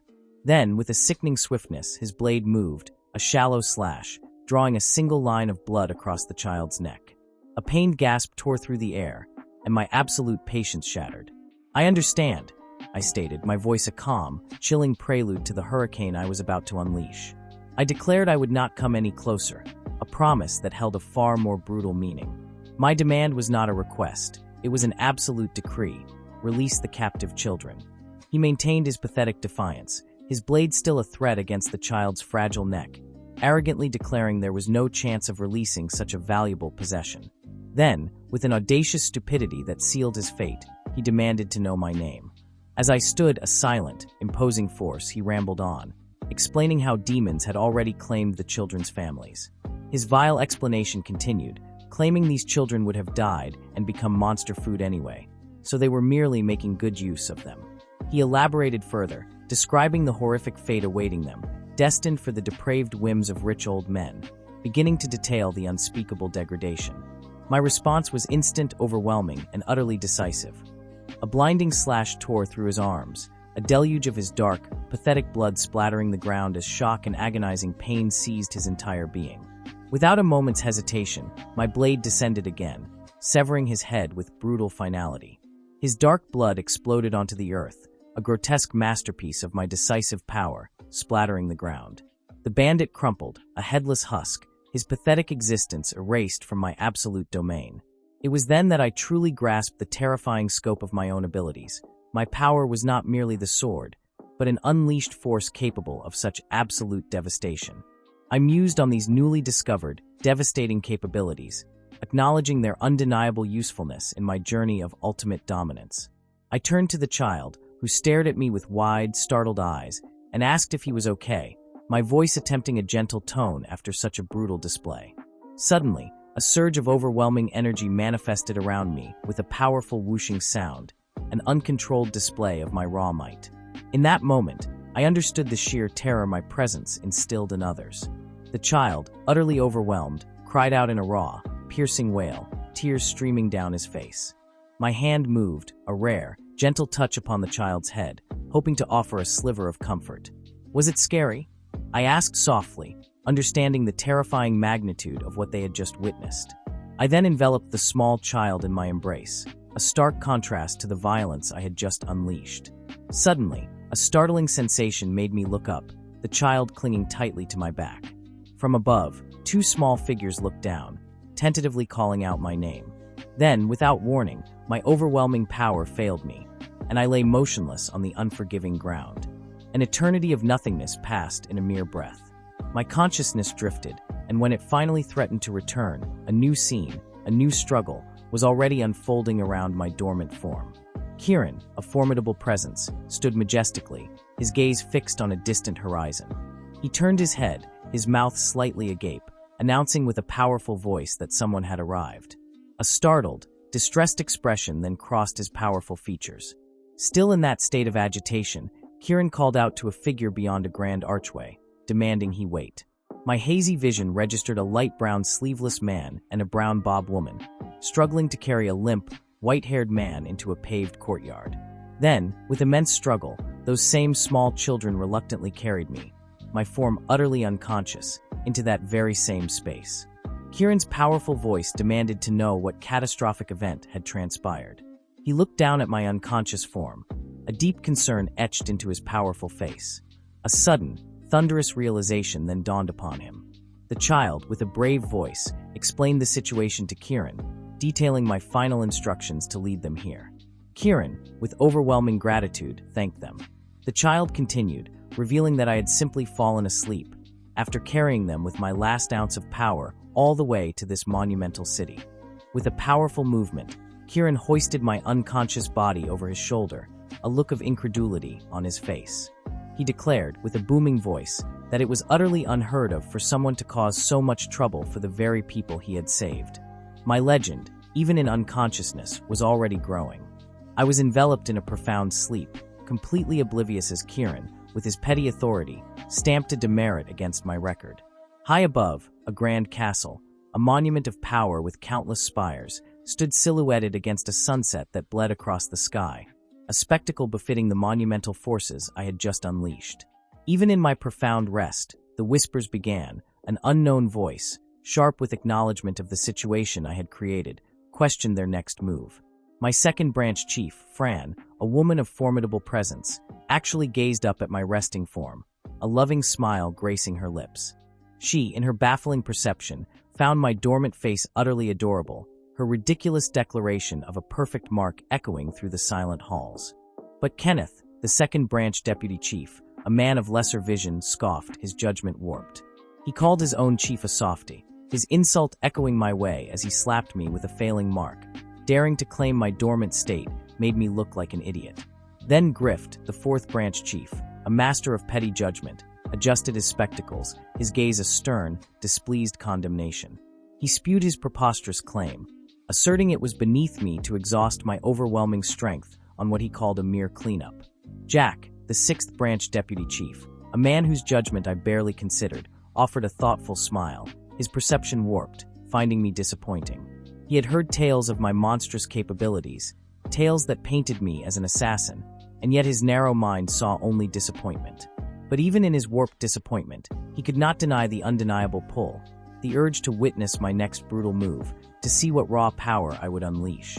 High above these petty squabbles, Arthur, a true power, sat regally on her golden throne, a vision of absolute command. Her voice, a commanding presence, cut through the noise. She, with her superior insight, suggested their evaluations of me, a rookie who had just crushed my first mission, were far too harsh. With a chilling smirk, Arthur decreed that my observation would continue, her eyes fixed on something beyond, agreeing that more growth was indeed required for future, even more spectacular assessment. The next morning, my new domain, the Night Order headquarters, stood majestic under a perfectly clear sky. Inside, a grand table assaulted my senses, absolutely laden with an outrageous spread of fresh, vibrant fruits. Meticulously prepared dishes, an impossible bounty, also overwhelmed every inch of that majestic surface. I saw a steaming bowl of soup, a perfectly roasted salmon fillet, masterpieces of culinary genius. My eyes were wide with utterly disbelieving wonder, fixed on this colossal dining table overflowing with gourmet food. My gaze was a raw, primal stare, my mouth openly drooling. I was utterly, irrevocably overwhelmed by the sheer, magnificent scale of this feast. I hunched over the table, my hands gesticulating wildly, the earth-shattering realization slamming into me. This entire, impossible feast was for me. An extreme, volcanic joy erupted within me, an uncontainable eagerness to absolutely annihilate this entire feast. I began to eat frantically, relentlessly, as if the very air would snatch it away. A maid, a silent, graceful presence, offered me a glass of water, and I reacted with a startled jolt, my rapid consumption momentarily halted. She held out a crystal-clear glass, offering me even more, a gesture of almost unbelievable kindness. She smiled, a gentle, understanding smile, now holding a tray with not one, but 2 glasses. My ravenous hunger resurfaced, and I continued my rapid, relentless assault on the food, my eagerness an undeniable force.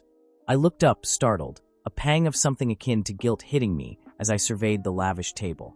I mumbled an apology, the maid standing patiently nearby after serving me. Her voice was a soothing balm, assuring me to eat at my own pace, that no one, absolutely no one, would dare to take my food. A shy, genuine smile spread across my face, my cheeks flushing with a rush of acceptance and overwhelming gratitude. I gave an affirmative, guttural reply, a promise to myself. The maid served me a refreshing drink, encouraging me to indulge as I and these few, silent guests enjoyed this grand feast. My mind raced, a profound, unshakable realization. I could finally eat. In absolute peace. The thought solidified into an unyielding conviction. No one would dare to bother me here. A stark, brutal memory flashed through my mind, a broken, filthy bowl, crammed with the most undesirable, repulsive garbage. A fierce, unyielding resolve hardened within my very soul. I would never be beaten. I would never be forced to eat garbage again. Not ever. Building on those searing thoughts, an immense, overflowing joy and an unbelievable wave of relief washed over me. My gratitude was an unstoppable force. I was monumentally glad, profoundly grateful, that I had come to this sanctuary, the Night Order. A deep, abiding contentment settled within me, reflected in my satisfied smile, as I contemplated my new, glorious life at the Night Order. And as if the universe itself was blessing me, I had even received a magnificent new uniform. A close-up would have revealed my mouth, still devouring, still reflecting that profound, undeniable contentment. Then a voice, sharp and commanding, shattered my blissful reverie. He asked if I were Ryuka. A figure, radiating an undeniable aura of authority, strode directly toward me. It was Kenneth. He stared, an intense, piercing gaze that startled me, dragging a surprised gasp from my lips. I felt a shock, a profound confusion at this sudden, aggressive intrusion. From behind him, I could sense his silent, merciless judgment. He probably thought I looked like an absolute idiot. My eyes snapped wide, instantly ignited with a scorching, uncontrollable fury, my tongue flicking out in a primal, aggressive gesture. I unleashed an angry exclamation, a raw challenge. Kenneth, utterly unmoved, ordered me to follow him, declaring, with chilling certainty, that he would discover if I was merely useless or truly helpful. Confusion warred with my escalating anger as I demanded, with a voice full of defiant challenge, to know exactly who this insolent man was. He then, with an infuriating calmness, introduced himself as Kenneth. With his hands casually, almost dismissively, in his pockets, he formally announced himself as the Vice Commander of the Night Order's second branch. 3 maids, silent spectators, were visible in the opulent Grand Hall. My mind reeled, trying to process the sheer gravity of Kenneth's formidable role as Vice Commander. Kenneth, already moving, simply ordered me to follow, as if I were a mere subordinate. Then, with a sudden, startling command, he also ordered the visibly flustered maid, Fran, to follow. He then, with an almost sneering casualness, asked her how long she intended to remain in her current disguise. Fran looked utterly flustered, her composure completely shattered, as Kenneth coolly informed her it was time to depart, addressing her, to my absolute shock, as Branch Commander Fran. My own shock reached stratospheric levels as Branch Commander Fran called out, demanding I wait, declaring she needed to put away her plate. Kenneth, with his usual frantic urgency, bellowed that it was time to depart, attempting to push my legendary pace. The colossal Night Order headquarters, a fortress of absolute power, loomed under an impossibly clear sky. My mind reeled, utterly stunned by the revelation of a branch commander, a title that already screamed immense authority. Fran, with her unnerving calm, ambled beside me as we navigated a deceptively rustic path, each step a prelude to something monumental.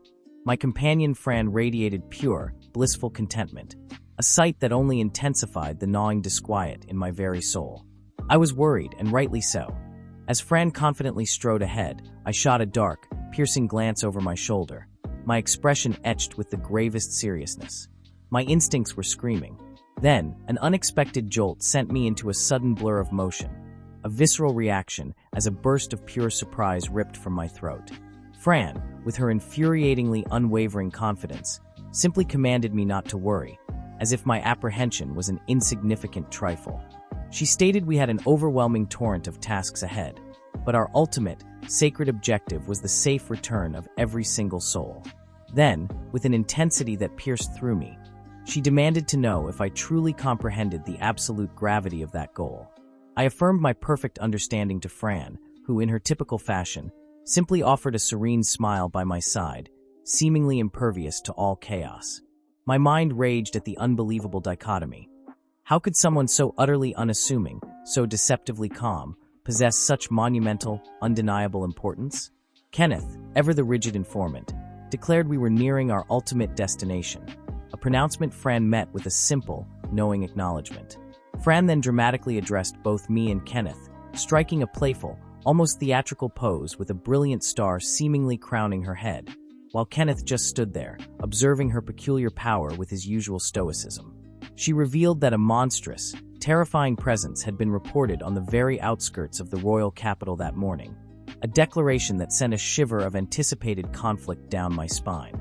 Kenneth then clarified that the minor damage, a ridiculous understatement, necessitated an immediate, crushing response, which directly led to his deployment and, crucially, the deployment of the branch commander, an overwhelming force. Fran then turned her formidable gaze upon me, explaining that they would now ruthlessly evaluate my absolute abilities, a stark reminder that I was now utterly bound within the iron grasp of the Night Order's protection. Her gaze drifted skyward, a thoughtful intensity etched upon her face, as she continued to unveil the crushing truth. The other branch commanders, titans of power, had been vehemently debating my very fate. As I listened with a focused, almost predatory intensity, the brutal, undeniable truth crashed over me. This entire operation was a treacherous, merciless evaluation of my worth. My face, a mask of stunned realization, contorted as the full, shocking weight of this immediate evaluation slammed into my consciousness.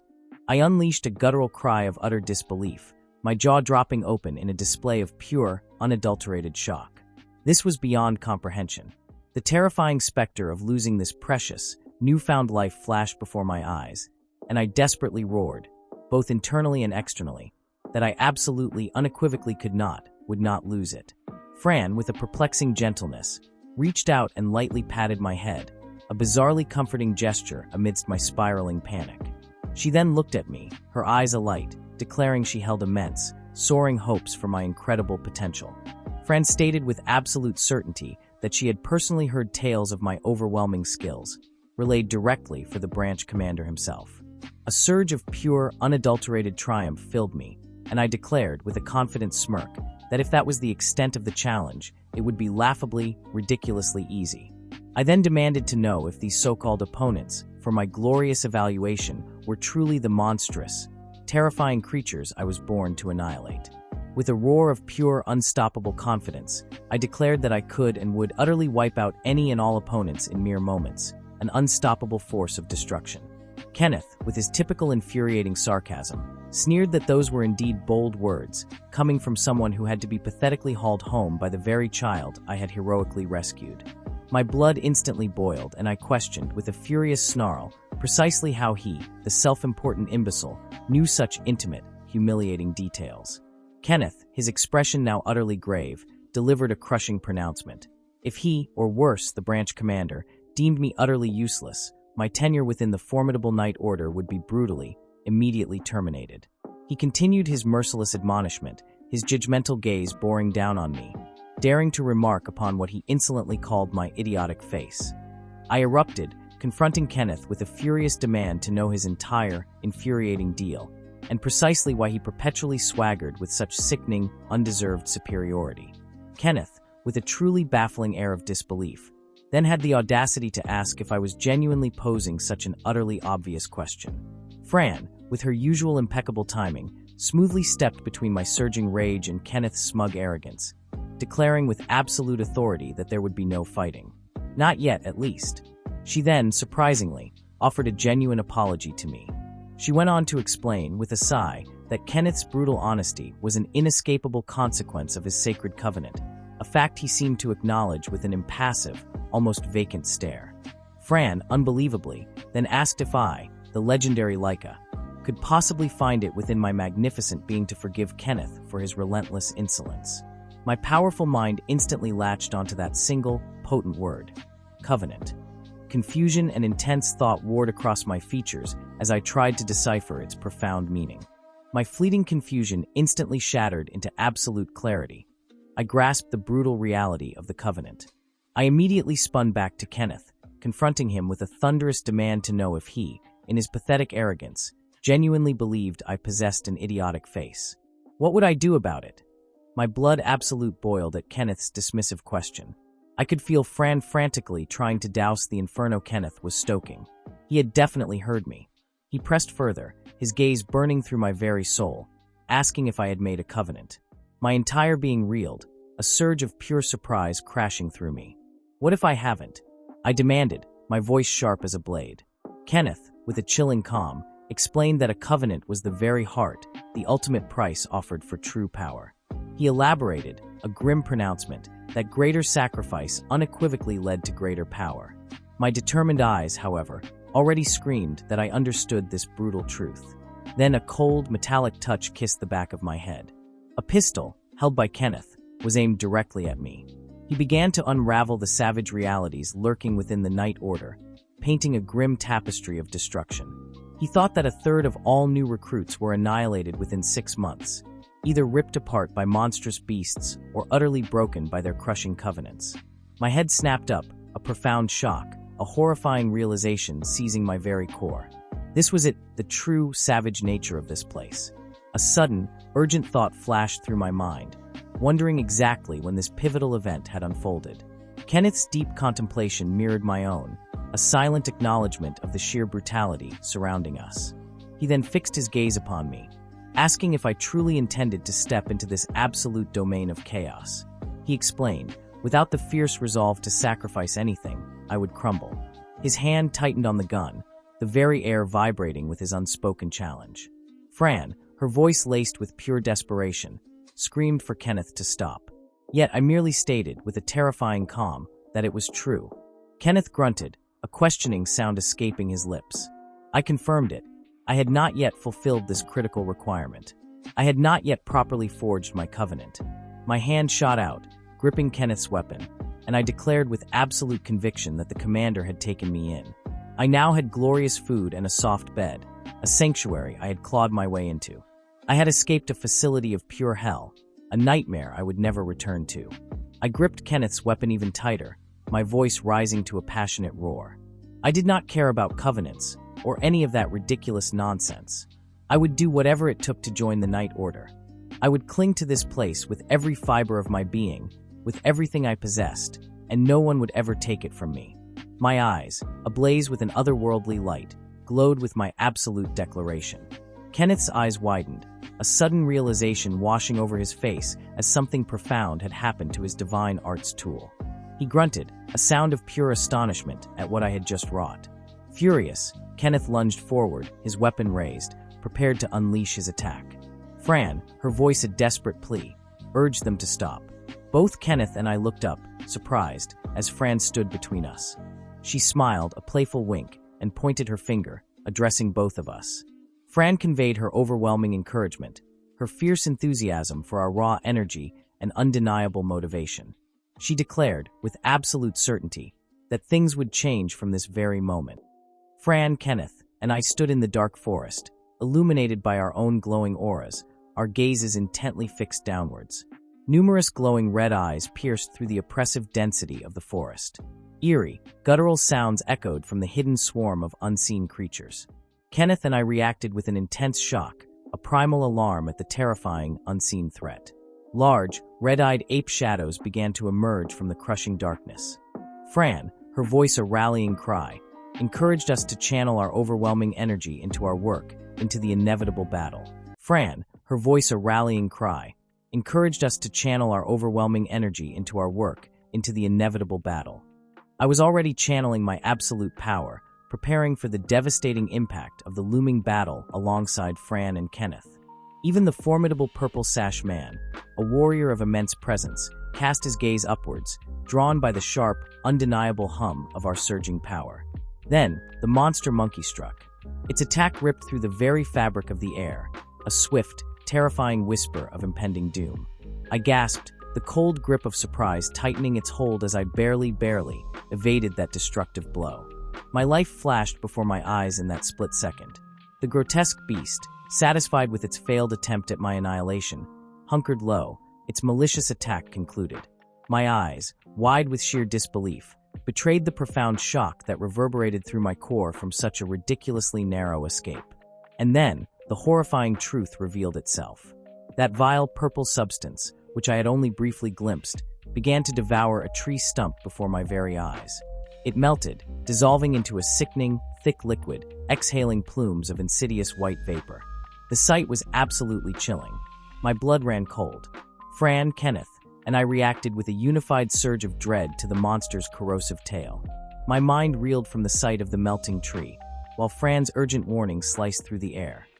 That tail delivers fast, deadly poison. My gaze shot upwards, surprise morphing into desperate alarm as a legion of apes, a suffocating wave of pure aggression, descended upon me from every conceivable direction. One of those monstrous apes, its poisonous tail a blur of lethal speed, suddenly whipped out and connected, making me bellow in raw alarm.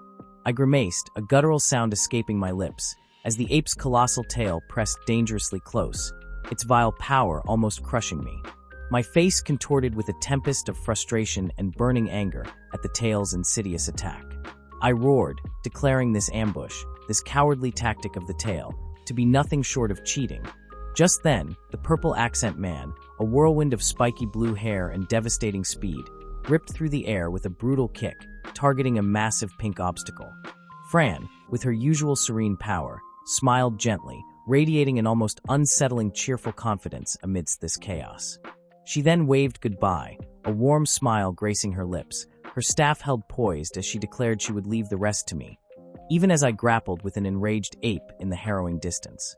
My face contorted in a mask of extreme shock and profound distress, an uncontrolled exclamation of surprise tearing from my throat. Fran then loudly declared the overwhelming truth. Too many monsters are around. She asserted with absolute conviction that a true fiend, a master of unspeakable evil, must be commanding this monstrous horde. With a terrifying resolve, Fran then announced her decision to scout ahead a bit. Before I could even process it, she charged boldly into the dense forest, her staff a lethal extension of her will, moving with ridiculous speed towards even more apes. "Wait!" I screamed, an urgent plea ripped from my lungs, but it was too late. Kenneth, meanwhile, had transformed.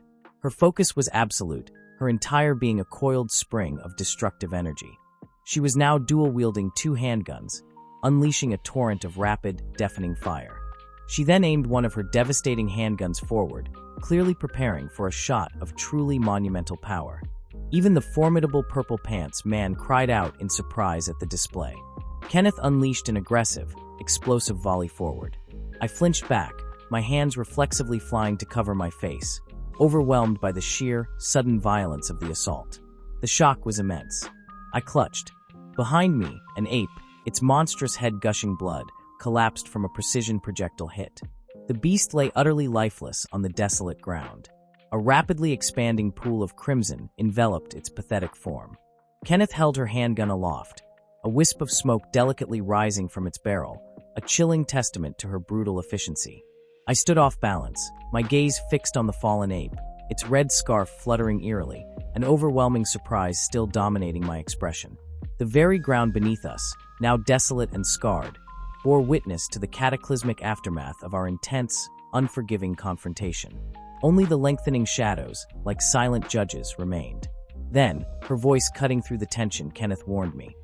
"If you think joining the Night Order is easy, just observe." Her next words were a hammer blow. I was just in the way. I stared up at her, utterly shocked, barely able to react, a choked exclamation of surprise tearing from my chest. A furious surge of power erupted within me.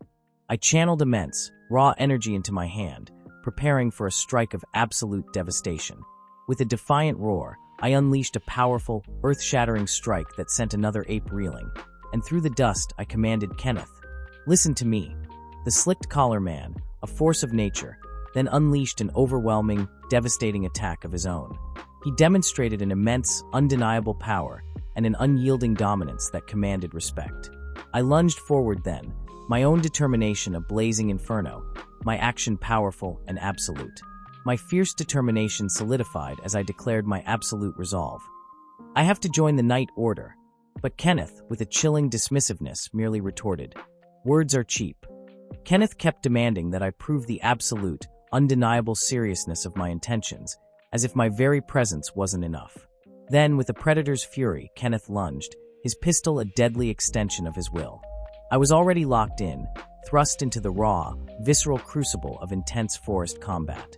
He advanced, every step a deliberate, calculated declaration of war, his pistol extended, a harbinger of the chaos he intended to unleash.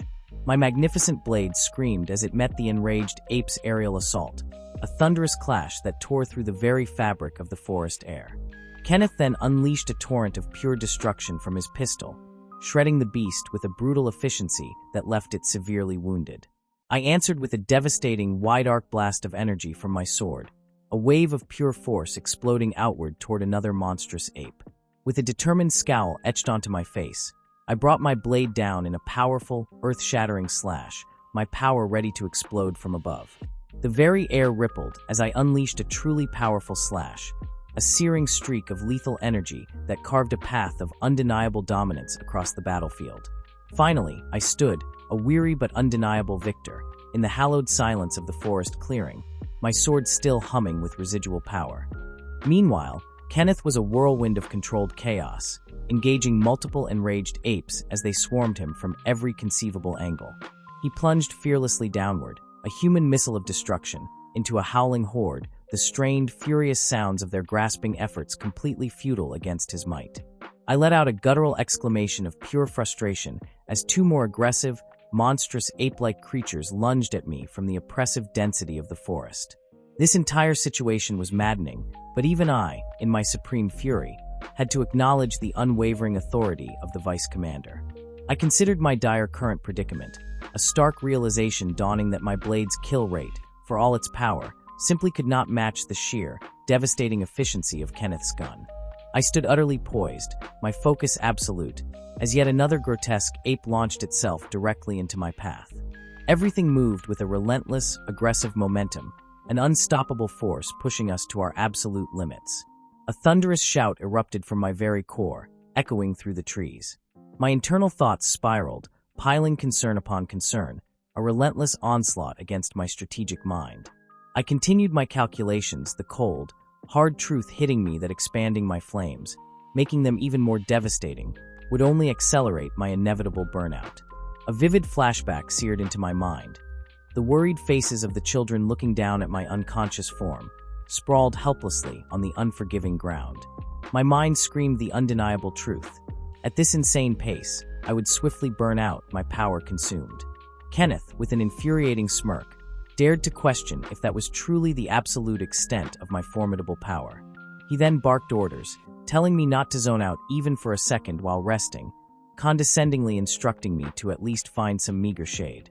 My face twisted into a mask of pure, unadulterated anger and searing frustration. I raged internally at Kenneth's seemingly unending stamina, the terrifying chasm separating our abilities suddenly feeling vast and impossible. I immediately confronted Kenneth, demanding to know the secret behind his seemingly limitless supply of ammunition. He coldly explained that his divine art tool wasn't just a gun. It was a mana-devouring monstrosity, generating bullets from pure, raw spiritual energy. I instantly observed that Kenneth, for all his brutal intensity, possessed an inherent inability to lie. Kenneth, for his part, merely looked incredibly annoyed by my astute observation. It was then, in a flash of sudden clarity, that I realized Kenneth's divine arts operated on a fundamentally different, almost alien, principle than my own. My mind raced, recalling diagrams that detailed energy projection, showcasing both the precise impact of discrete shots and the overwhelming power of continuous energy flows. I reflected on this profound knowledge, a gnawing truth asserting itself. Even with all this understanding, I could not simply manifest a gun into existence. My power worked differently. Then, with an unstoppable surge of power, my gloved hands began to glow, radiating an internal light that promised imminent, overwhelming force. I considered the brutal reality. If this current, unsustainable situation persisted, the outcome would be devastatingly obvious. Suddenly, a concentrated, blinding beam of pure light erupted from me, tearing upwards, dramatically illuminating the oppressive darkness and scattering a storm of particles around my absolute domain. I stood there, utterly enveloped in an intense, pulsating aura, radiating an undeniable, raw power that would shake the very foundations of this world. A decisive, earth-shattering thought crystallized in my mind, outlining my undeniable path forward. Kenneth, ever the warrior, aimed his pistol forward, a menacing shadow against the encroaching forest. His face was a mask of unwavering intent, every muscle taut, every nerve prepared. He dared to wonder, with a truly insulting arrogance, if I, Leica, was finally giving up. He spat out that he simply could not adjust his rigid strategy, nor could he conceive of a new, more effective plan. Then, with a crushing finality, Kenneth declared that I, in my current form, simply did not belong here, in this proving ground of ultimate power. He finished his damning pronouncement by stating he would report every single detail to the fearsome branch commander upon her return. Kenneth was already laser-focused, his gaze burning with raw determination. His eyes then shot skyward, an unyielding resolve hardening his features. Suddenly, a catastrophic explosion of pure, unadulterated power erupted from the very earth beneath us. Kenneth stood amidst the smoking ruins, a titan forged from the destruction. His stunned gaze then locked onto me, Leica, as I was entirely consumed by a towering pillar of savage energy. He stared, his face a masterpiece of shock and gnawing concern. A ragged gasp tore from his throat. I don't operate on petty parlor tricks. I had just made the ultimate decision, abandoning all pretense of efficiency, scoffing at mana cost. My absolute power was now unleashed, every ounce of my being roaring its challenge. I was going all out, no holds barred. The monstrous apes around us reacted with utterly terrifying, open-mouthed shock and primal fear to the sheer, earth-shattering magnitude of my power release. Kenneth, for his part, let out a sharp, decisive sound as he launched himself like a projectile through the turbulent air. My own face was a mask of intense, almost maniacal focus, my eyes wide and my mouth open in a silent scream of power, radiating an aura that signaled the immediate, devastating launch of my ultimate attack. With a powerful, earth-rending yell, I unleashed a massive, destructive energy blast. This cataclysmic blast rapidly expanded, its violent force immediately ripping through the ranks, forcing multiple apes to recoil in sheer terror. The energy blast then intensified to an impossible degree, erupting into a powerful, outward-emanating explosion of pure, unbridled destructive force. my powerful energy blast violently shattered the very ground beneath their feet. The monstrous ape was violently thrown backward, consumed amidst the flying debris of its own demise. A faint, eerie glow and shimmering particles now drifted in the dark, apocalyptic aftermath of my dominance. In the wake of my overwhelming blast, Kenneth descended from the turbulent, smoke-choked sky. He plummeted toward the scarred earth, carving a path through the scattering debris. Kenneth landed, exclaiming with a wild look that my power display was absolutely reckless. His impact alone created a deep, gaping crater, sending displaced earth and lingering dust clouds swirling into the air. He swiftly raced across the barren, blasted terrain, letting out a sharp, decisive sound as his gaze flickered back to me. I lay utterly sprawled, completely spent, my body screaming from the exertion. I was utterly, irrevocably exhausted, confessing that I could not even twitch a single finger. Despite my fatigue, I quietly reflected on the chaotic, utterly decimated scene I had just created. Still sprawled on the ground, I boastfully asked Kenneth, who was now approaching me, if he had truly witnessed the absolute spectacle of my actions. I proudly declared that I had just annihilated more enemies than he had in a single, magnificent blast. The ground remained sickeningly littered with countless monster pieces as I continued to aggressively demand my rightful recognition. Kenneth, however, looked utterly puzzled, his brow furrowed as he asked what could possibly be wrong. His eyes then snapped with sudden, chilling concern as his gaze darted off-panel, a silent, desperate question forming in his mind. What in the world was happening? From the scattered, shredded corpses, subtle, ominous lines of raw energy and debris now began to ominously emanate. These sinister, thread-like strands of energy then rapidly sank into the very ground, a hidden, terrifying process beginning its insidious work. A single, sickly glowing thread violently twitched its way up from the earth. Kenneth let out a guttural scream of pure shock, roaring that this situation was beyond bad. It was an undeniable, deadly trap. His voice tore through the air, shouting for us to run, to escape this impending doom. But it was too late. Kenneth and I were violently, instantaneously thrown into the churning air amidst a shower of lethal debris as a powerful, devastating explosion erupted directly from below us. Kenneth's face contorted in a mask of extreme distress and sheer, petrified shock as he was overwhelmed by this sudden, unexpected, catastrophic force. We both plummeted rapidly, helplessly, towards a colossal, fanged maw that had just burst from the ground, letting out simultaneous exclamations of utter surprise and disbelief. My stomach dropped with sickening speed, Kenneth and I plummeting through the abyssal gloom, the very air screaming past my ears. I realized, with a shock that hit me like a physical blow, we were not just falling. We were being swallowed, consumed whole by an unspeakable maw. My teeth ground together, a furious symphony of determination as our horrifying descent accelerated, dragging us deeper into the creature's terrible abyss. I unleashed my power, a furious surge of raw energy exploding from my hands, tearing at the colossal beast's inner flesh. Suddenly, Kenneth's iron grip hauled me upwards with a violent jerk, ripping me away from the overwhelming, destructive surge that erupted from the monster's depths. What in the blazes is this thing? I roared, my voice barely audible over the roaring chaos.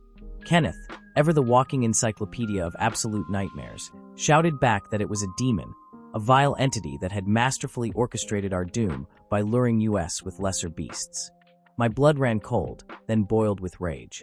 The demon's mouth yawned open even wider, a chasm of absolute terror, revealing rows upon rows of teeth, each one a dagger of pure malice, waiting to shred us into oblivion.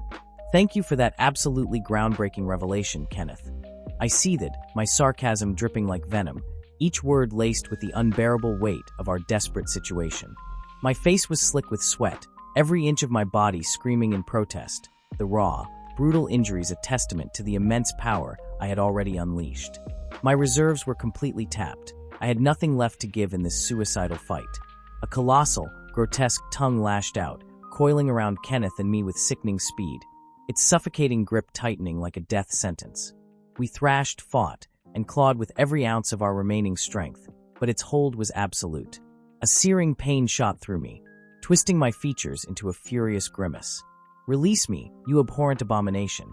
I screamed, my voice raw with defiance as I writhed and struggled against the crushing, inescapable pressure, desperate to shatter its suffocating embrace. Then, a blinding light pierced the gloom above us, and Kenneth and I gazed upward in unadulterated terror as a luminous figure hurtled downward, a celestial projectile descending at impossible speeds from the now terrifyingly bright sky. Fran, a whirlwind of furious power, plunged from the heavens, closing the distance between us and our demonic captor. Such an improper situation, she mused, her voice chillingly calm, observing the demon's obscenely gaping maw as she neared. She descended like a god of war, her massive, spoon-like weapon glinting with menacing intent.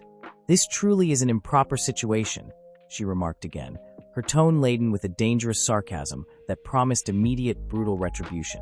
Then, with a devastating blur of motion, Fran brought her colossal, spoon-like weapon down, a furious, crushing blow aimed at the heart of our monstrous prison. In the next instant, with an unbelievable surge of raw power, she launched a spherical object upwards, a projectile of pure, unadulterated force. The sheer, cataclysmic force propelled it through the air, tearing through the demon's internal anatomy, sending a massive spray of gore and debris hurtling skyward.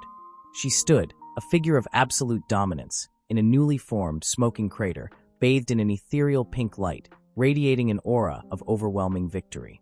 High above us, a grotesque, multi-limbed form, unmistakably a part of the demon, tumbled from the sky, a broken toy launched to unimaginable heights by her incomprehensible power. Her weapon, a harbinger of absolute destruction, now plummeted back towards the ground, a lethal comet seeking its final resting place. With an earth-shattering crash, her weapon slammed a colossal, mangled section of the demon's body deep into the ground, causing an impact wave that ripped through us both. Kenneth and I roared in pain, the residual force shaking our very bones. "You both put up an admirable fight against those monkeys," Fran stated, her voice calm, even as Kenneth and I still reeled from the sheer force of her attack, completely bewildered. Then, with a slight dip of her head, she offered her apologies, a bizarre understatement after the cataclysm she had just unleashed. She clarified, explaining that she had sensed the demon's malevolent presence, an intrusion into her serene awareness. Her reasoning for the delayed intervention was even more infuriatingly logical. She believed the demon, a cunning, cowardly beast, would never have dared to reveal itself had she been present from the start. We were bait. She then delivered her chilling final pronouncement, her gaze piercing through the chaos.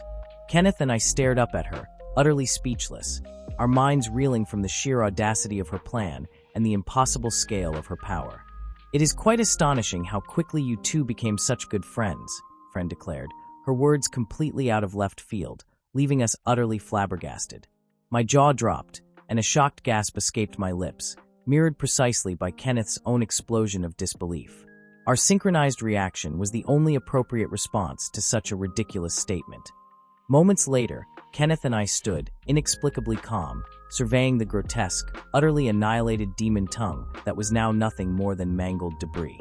My gaze fixed on Fran, a stark internal contrast raging within my mind, an overwhelming wave of realization crashing over me. My eyes darted towards him, a white-haired figure bare-chested, who offered a gentle smile, a faint blush dusting his cheeks. The sheer unexpectedness of his calm demeanor in this utterly chaotic landscape was jarring. I pondered the sheer, ludicrous scale of power it took to decimate such a colossal entity without even a single drop of sweat betraying the effort. My mind raced, grappling with the incredible display. Fran's power, I realized with a profound sense of awe and a hint of terror, was not merely impressive. It was on an entirely different, untouchable plane of existence. A low, questioning sound escaped my throat, a testament to my utter bewilderment. Fran, meanwhile, stood utterly still, her hands clasped together, lost in a profound, almost spiritual contemplation. She remained in that same posture, her head bowed, her expression serene yet intensely focused, as if communing with forces beyond my understanding. "What in the hells are you doing?" I demanded, my voice cutting through the silence, unable to comprehend her bizarre, tranquil state amidst the wreckage of our near demise. My mentor Fran delivered the chilling truth. That defeated demon, that horrifying creature, had once been human. She always performed this solemn prayer, a ritual of grim respect, after unleashing her devastating power upon them.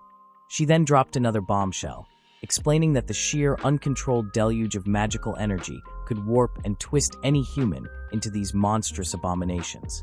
It was a terrifying transformation, an absolute degradation of the soul. A terrifying understanding, a grim realization, settled deep within my very bones. The sheer weight of her words resonated with a dreadful clarity. My companion, Kenneth, ever the pragmatist, remained lost in a vortex of contemplation, his voice a low rumble of suspicion as he declared this entire situation was bizarre, twisted beyond expectation. He then unleashed his utter astonishment, raging about a supposed local reservoir of immense magical energy, a power source he, with all his knowledge, had never even glimpsed on any map, never heard whispered in any dark alley. The fury intensified as he grappled with the incomprehensible truth. A demon of this magnitude, a creature of such devastating power, manifesting so close to the very heart of the capital? It defied all logic, all reason. Fran, her voice now a low tremor, conceded that while such anomalies weren't entirely unprecedented in this brutal world, the oppressive unease surrounding this particular event was palpable, a suffocating shroud of wrongness. Then, a sound that ripped through the very fabric of my being, a primal, gut-wrenching scream tore from her throat as she shrieked, her voice a desperate, shattering plea for us to flee, to escape this crushing doom. Kenneth and I, caught in the eye of this terrifying storm, could only stare ahead, our minds reeling, our expressions etched with profound, unadulterated confusion at the sudden onslaught of this horrifying alarm. The very ground beneath my feet screamed in protest, a violent tremor as Kenneth and I scrambled, clawed, and desperately fought for purchase on the rapidly crumbling, disintegrating surface. This was pure chaos. The shockwave of surprise, a devastating blow to our senses, slammed into all three of us, unleashing an agonizing struggle against an unseen, malevolent force. We were caught in its cruel grip. Then the ultimate horror, a complete, total paralysis as terror itself became a physical weight, pinning Kenneth, Fran, and me. We were utterly frozen, helpless, thrashing against an overwhelming, invisible power that held us utterly captive. I could not move, my muscles screaming in futile protest. Even as my every fiber strained against this crushing dominance, a chilling, deliberate thought pierced the horrifying silence. This insidious, disembodied presence continued its chilling monologue, a profound, crushing disappointment dripping from its unseen words. It declared, with an almost casual contempt, that it had believed this child, the very demon Fran had destroyed, was one of its superior creations, a testament to its horrific craft. The arrogance was infuriating. Suddenly, a thunderous crack ripped through the air as an unseen, colossal foot slammed down, obliterating the very ground, sending sharp, deadly shards of earth exploding in every direction. The raw power was staggering. Kenneth and I were utterly blindsided, our eyes blown wide with an impossible shock, while Fran, ever vigilant, also reeled from the sheer, sudden, overwhelming surprise of this unseen, devastating threat. Then, from the dust and chaos, a figure materialized, cloaked and shadowed, but radiating an energy so monstrously overwhelming, so absolutely dominant, it crushed the very air from my lungs. A sudden, horrifying flash of recognition ripped through Fran's mind, her voice a strangled gasp of realization as she exclaimed, her eyes wide with dread, that she knew this impossible entity. The hooded figure, an avatar of serene, terrifying power, merely looked down upon us, a calm, almost dismissive sound escaping its lips, a prelude to our inevitable doom. Then the words, delivered with a chilling, quiet fury, like a death knell, Fran, it declared, had dared to tear its child to pieces. My blood ran cold at the implication. Its voice, a venomous hiss, continued its horrifying judgment, condemning all of humanity as ugly, deceptive creatures, fit only for its ruthless dominion. Fran, defiance burning in her eyes even in the face of such overwhelming power, challenged its horrifying assertion, daring to question the very word created. The hooded figure, momentarily thrown, reacted with an intense, confused glare, its serene facade cracking. Then a desperate, almost pathetic tremor in its voice, a demand raw and urgent. Who was she? The question hung heavy, with terrifying implications. Before I could even blink, an unseen, monstrous force erupted from its extended hand, a wave of pure, concentrated power slamming into me, into Kenneth, and into Fran, an absolutely devastating, crushing blow.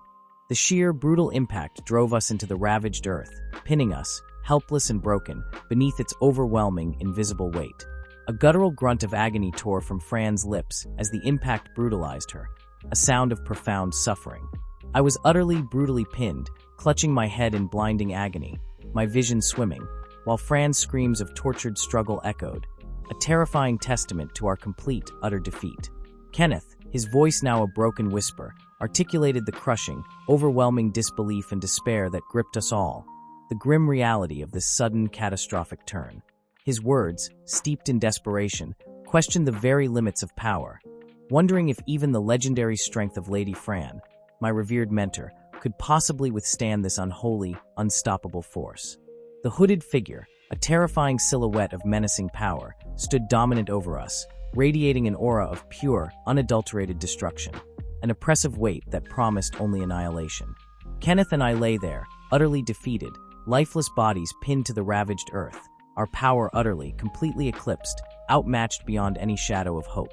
But Kenneth, even in the face of such absolute, overwhelming despair, unleashed a final, furious glare, his hand somehow raising his pistol, aiming it directly at our insurmountable foe, his voice a roar of defiant rage. The hooded figure, with an infuriating, mocking contempt, dismissed Kenneth's desperate defiance, sneeringly calling him a mere naughty child, an insult that stoked the flames of my own impotent rage. Then, with horrifying ease, it unleashed another torrent of its monstrous, devastating energy, a crushing wave of pure power. Kenneth let out a strangled, gut-wrenching cry of pain as the overwhelming force slammed into him, his body collapsing in a ruined heap, his pistol clattering uselessly to the ravaged ground. We were truly broken. The hooded figure, its voice chillingly calm amidst our utter devastation, declared its horrifying intention. It would simply remake the demon, fashioning it into an even stronger, more formidable weapon. Lying there, utterly defeated, my body screaming in protest, I could only grapple with the sheer, overwhelming, monstrous power that had just obliterated us. It was a force beyond anything I had ever conceived. But even in that moment of absolute despair, a terrifying, impossible possibility, a glimmer of desperate defiance, ignited within the depths of my shattered mind. My world exploded with a swift, cataclysmic impact, tearing at the very fabric of existence around me. This brutal remaking process, an unholy violation, violently dismembered and dissolved a body, twisting it into grotesque, nightmarish organic forms before my very eyes. The demon's abhorrent body violently disintegrated, its essence scattering into the void.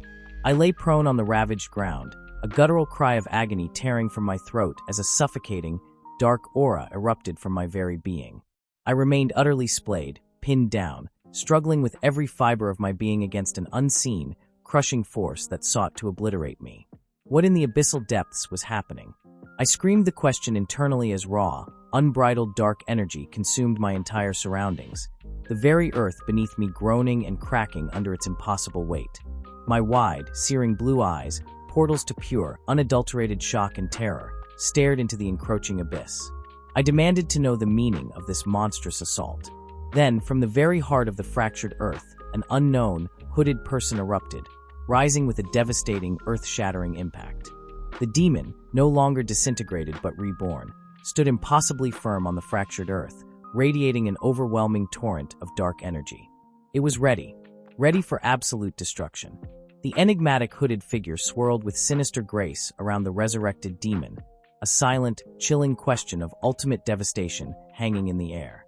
Then, with a sickening swiftness, the demon's colossal hand closed around Fran's head. It lifted her, a mere puppet, into the air, her face twisted in pure, heartbreaking distress.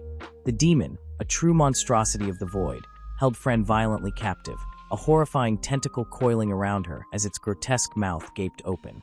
She struggled, her desperate defiance of futile effort against its impossible strength. I lay there, utterly defeated, sprawled on the desolate, cracked ground, powerless. Yet, even as I was trapped in this crushing defeat, my eye began to glow with an intense, raw power, a nascent inferno stirring within me. The demon, an engine of pure horror, pulled Fran into its cavernous maw, devouring her. In that cataclysmic moment, the undeniable, soul-shattering realization ripped through me. Fran was being killed. A searing flashback, a phantom memory, ignited in my mind.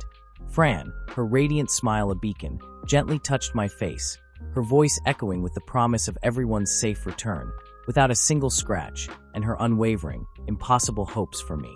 Amidst the encroaching darkness, I desperately tried to utter a single word, but it was choked off, an unbearable agony silencing my very soul. No, I did cry out. A desperate, raw, earth-shattering scream to stop this monstrous act, to halt the inevitable. and then an impossible, overwhelming surge of intense power, a cataclysmic force, began to erupt from the very core of my being.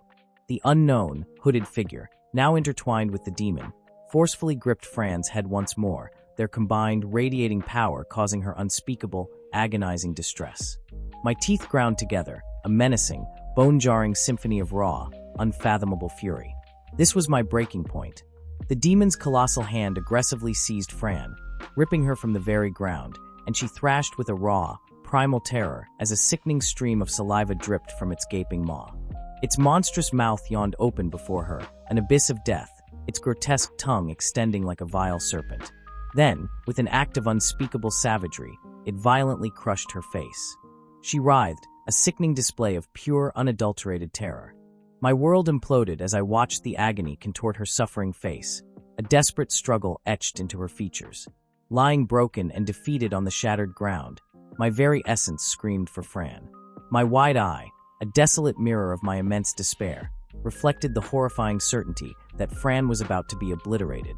Yet, even amidst that suffocating despair, a flicker of memory pierced my shattered mind, a moment of pure joy, recalling our sacred shared goal, for everyone to return home safely. I remembered Fran's warm smile, the gentle touch on my surprised head, her voice ringing with absolute belief as she declared her high hopes for me. My bloodied, tattered legs convulsed on the ground, a desperate, futile struggle as I clawed for words.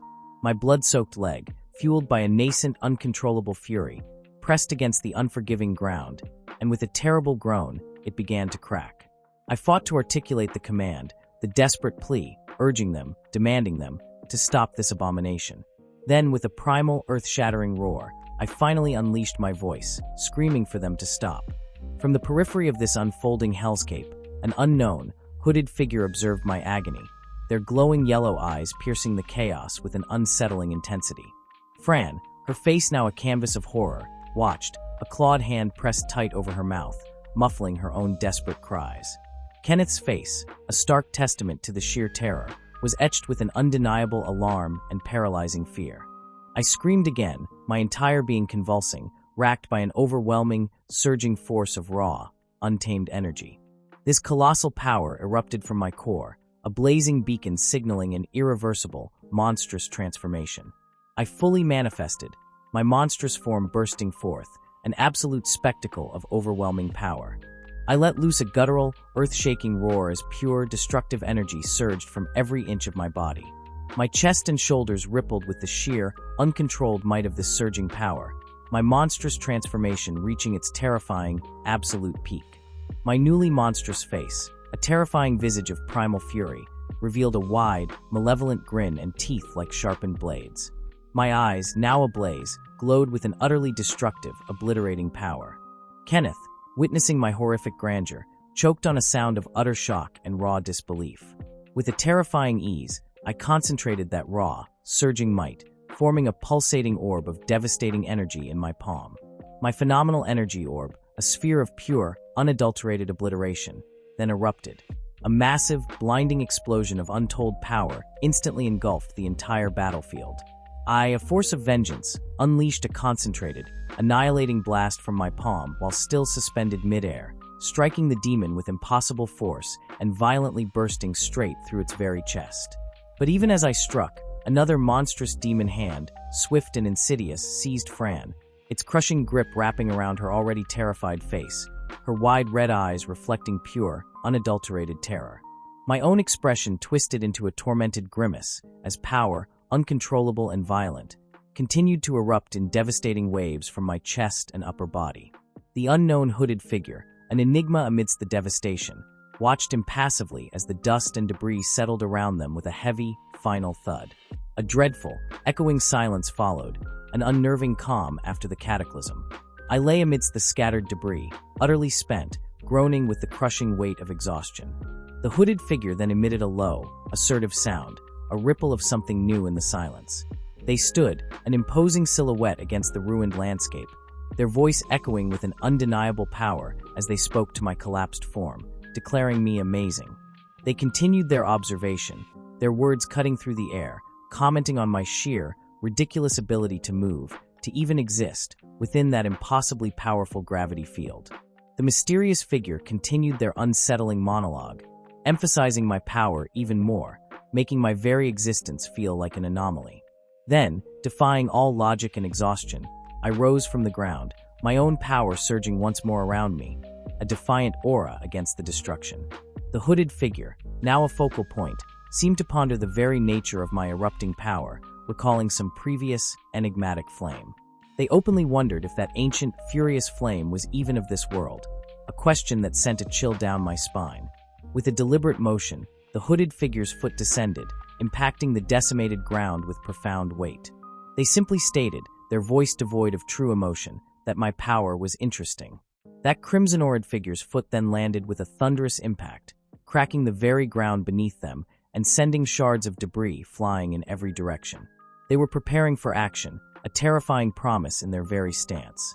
Then, with an unsettling gentleness, this enigmatic being made direct contact with my eyes.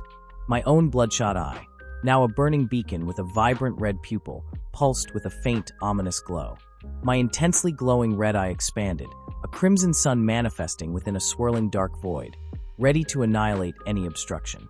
A shadowy figure, cloaked and ominous, spread his arms wide, his laughter echoing through the abyss as he declared his absolute recognition of my overwhelming power. He revealed the monumental truth, the very core of my existence. I had forged an unbreakable pact with a god from another world, a being of unimaginable might. Then, a smaller void bubble erupted, and the insidious purple-cloaked demon materialized, his voice dripping with venomous envy.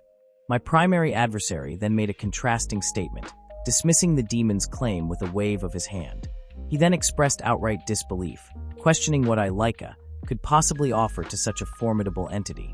His sinister face materialized, confirming his earlier, audacious statement, his intentions now laid bare. His eyes widened with an intense, predatory focus, clashing starkly with the distressed texture now appearing in my own vision. Suddenly, a searing flame pierced directly through my adversary's chest, a direct hit from my unleashed fury. I then unleashed an overwhelming torrent of fire upwards, a pillar of pure destruction that ripped through the void. My adversary reacted with a profound jolt of surprise, caught utterly off guard by my explosive retaliation. My face strained, sweat beading on my brow, as I cursed his incessant, piercing declarations that had been ringing in my ears for an agonizing eternity. A devastating impact struck my adversary's upper body, tearing and deforming his cloak, a testament to my raw, unbridled power. He violently crashed into the desolate ground below, forming an immense, gaping impact crater that swallowed the very earth. The battle's ferocity had taken its toll, and I lay prone and utterly exhausted on the debris-strewn ground, my immense power temporarily drained. Fran and Kenneth caught their breath, their shock palpable. Kenneth, his voice hoarse, asked if I had finally defeated the impossible enemy. Fran reached out, her touch trembling with disbelief, her expression a mixture of profound surprise and crushing concern. She let out a soft exclamation, the sheer magnitude of the recent events finally settling upon her bewildered mind. Amidst the scattered debris lay a torn cloak and tattered bandages, revealing a horrifying truth. It had been nothing more than an empty shell, a grotesque disguise. Fran recoiled in utter surprise, staring at the discarded cloak. Her eyes widened with profound shock and a chilling realization. She questioned aloud if it had been nothing more than a puppet, a mere construct of shadow. The chilling truth dawned upon her, that the puppet had been remotely controlled all along. Kenneth, still grappling with the concept of such remote manipulation, called out my name, a desperate plea in his voice. Fran, her face etched with deep distress and wide, concerned eyes, stated simply that I had fainted. Still distressed, she considered the puppet, understanding its implications. She realized that my adversary was still a relevant threat, still a terrifying force. She believed he was creating allies, a network of power. Fran then considered his immense strength, a power that defied all logic. She thought aloud that no human should be capable of such an impossible feat. Then, her face twisted in a sudden, intense shock, a new and horrifying realization dawning upon her. Her dawning insight transformed into a profound and utterly unsettling thought that chilled her to the bone. The yellow cardigan woman looked up in utter shock, her mouth agape and eyes wide with dawning horror as she uttered the name of the magic master. Fran's shock deepened, her gasp catching in her throat as she choked out the name Ruler Tempest, finally realizing the terrifying identity of this immensely powerful figure. The scene shifted dramatically to a vibrant, sun-drenched town nestled peacefully in green hills, distant voices calling out the name Tempest, a name now echoing with new, chilling significance. A door opened, revealing a young girl in the doorway, her expression questioning and slightly annoyed, asking if someone was sleeping yet again. Inside, the red-blue robed man, with his long white hair, lay peacefully asleep on a couch, a book resting on his serene face. The black hat girl's distinctive hat was visible nearby. Ruler Tempest stirred slightly on the couch, emitting a soft groan, the book remaining undisturbed on his face. Kenneth, my unwavering pillar, carried my broken form, his desperate voice a thunderous command for me to cling to existence, to endure the overwhelming pain. Fran, my fierce, loyal companion, moved with us, her presence a silent, unyielding support as we trekked through the dense, verdant forest path. He would not stop, my formidable ally, Kenneth, assuring my fading consciousness that the majestic royal capital, our sanctuary, would soon be within our grasp. My world, however, was a suffocating abyss, my eyes sealed shut against the raw agony, surrendering to the crushing, inescapable darkness of unconsciousness. Then, in the searing, fractured depths of my mind, a horrifying vision erupted. A bare, white-haired titan, a true god of combat, soaring through the air, utterly vanquished. Below him, a menacing, black-cloaked figure, a true harbinger of despair, unleashed a laugh of absolute, sickening triumph. It was a memory, a nightmare, a fragment of my past that clawed at my very soul, threatening to pull me further into the abyss. My scarred face, a testament to unyielding torment and countless battles, became a mask of grim, internal contemplation. How I mused with a bitter, simmering fury. Could anyone dare to offer such a monstrous, insidious thing? What twisted design, what ultimate betrayal, lay behind such a soul-shattering proposition? My memory honed in on the vile truth itself. An ornate goblet, gleaming with deceptive beauty, cradling a thick, pulsating purple liquid. Its very existence was an affront, a promise of unimaginable, corrupting power wrapped in the most sinister darkness. The choice, the ultimate damnation, had been laid before me. My glorious, towering castle stood sentinel under the vast, indifferent sky, while far below, the whispers began. They dared to theorize about my very existence, wondering if I, Leica, had forged an unbreakable, world-shattering pact with an otherworldly deity. The grim crucible of their judgment was deep within the Night Order headquarters, buried in the earth like a shameful secret. Those grave, imposing figures, the so-called pillars of their order, stood arrayed in that cold, brick chamber, their eyes burning with scrutiny, all fixated on me.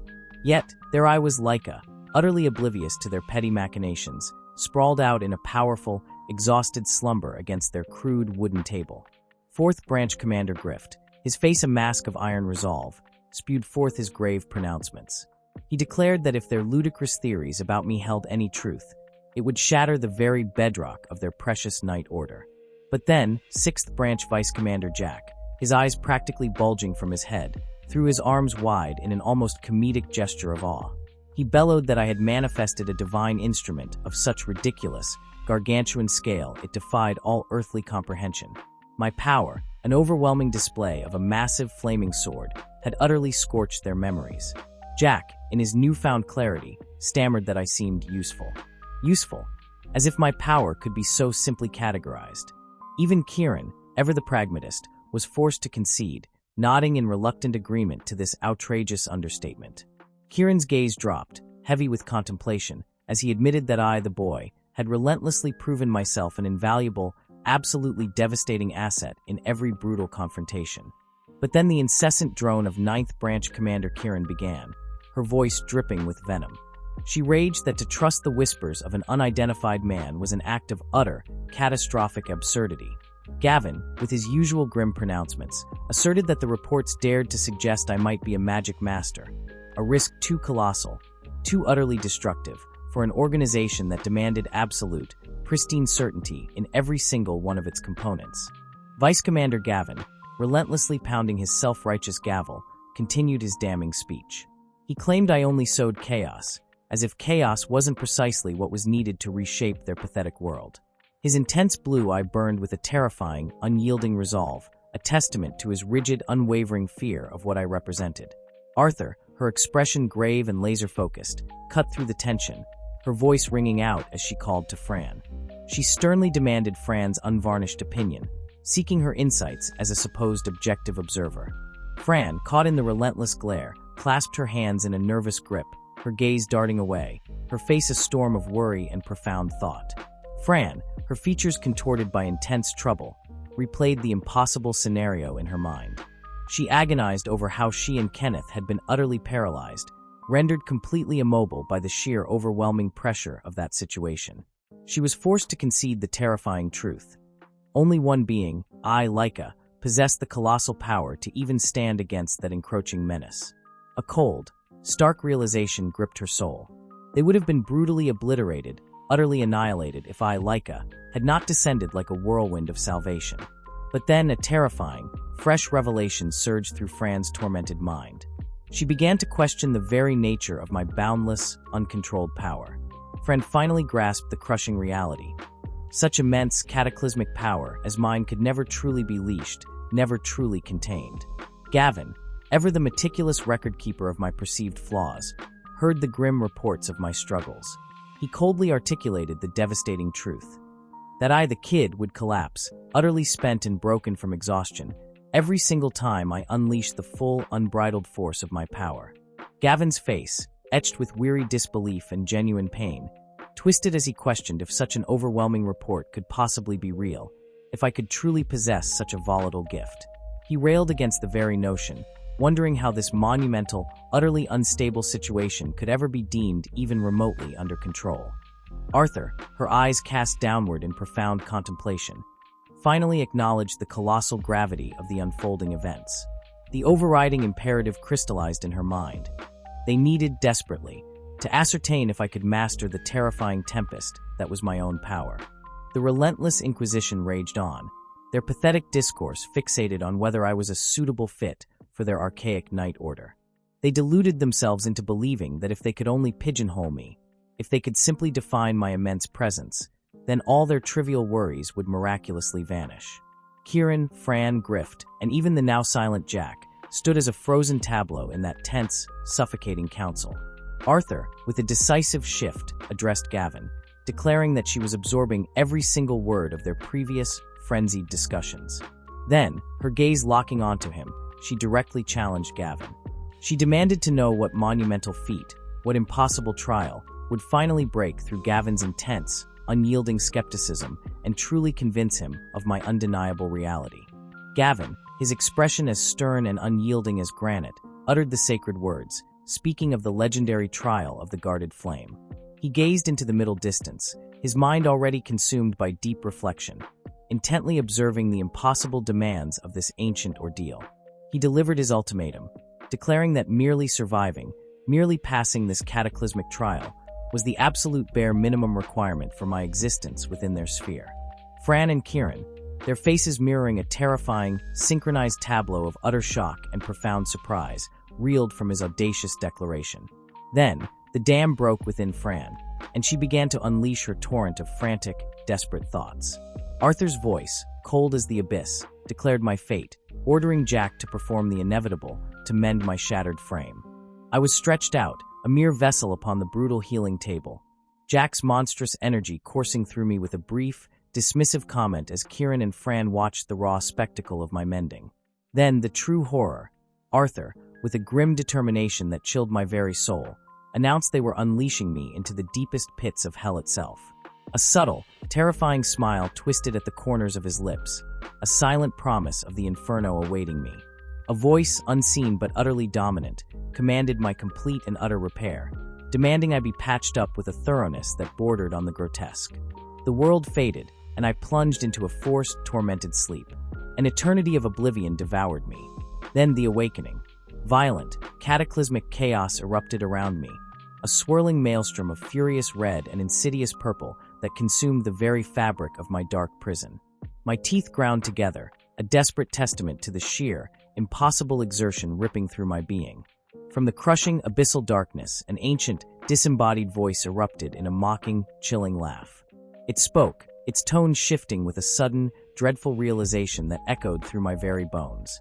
Then the monstrous truth was unveiled, a horrifying contract forged with a primordial god, an entity ripped from the fabric of another, unimaginable world. The entire reality around me shattered, transforming into a deep red, infernal wasteland of broken structures and glowing, malevolent fragments, as the unseen entity hammered home the terrifying origin of that otherworldly deity.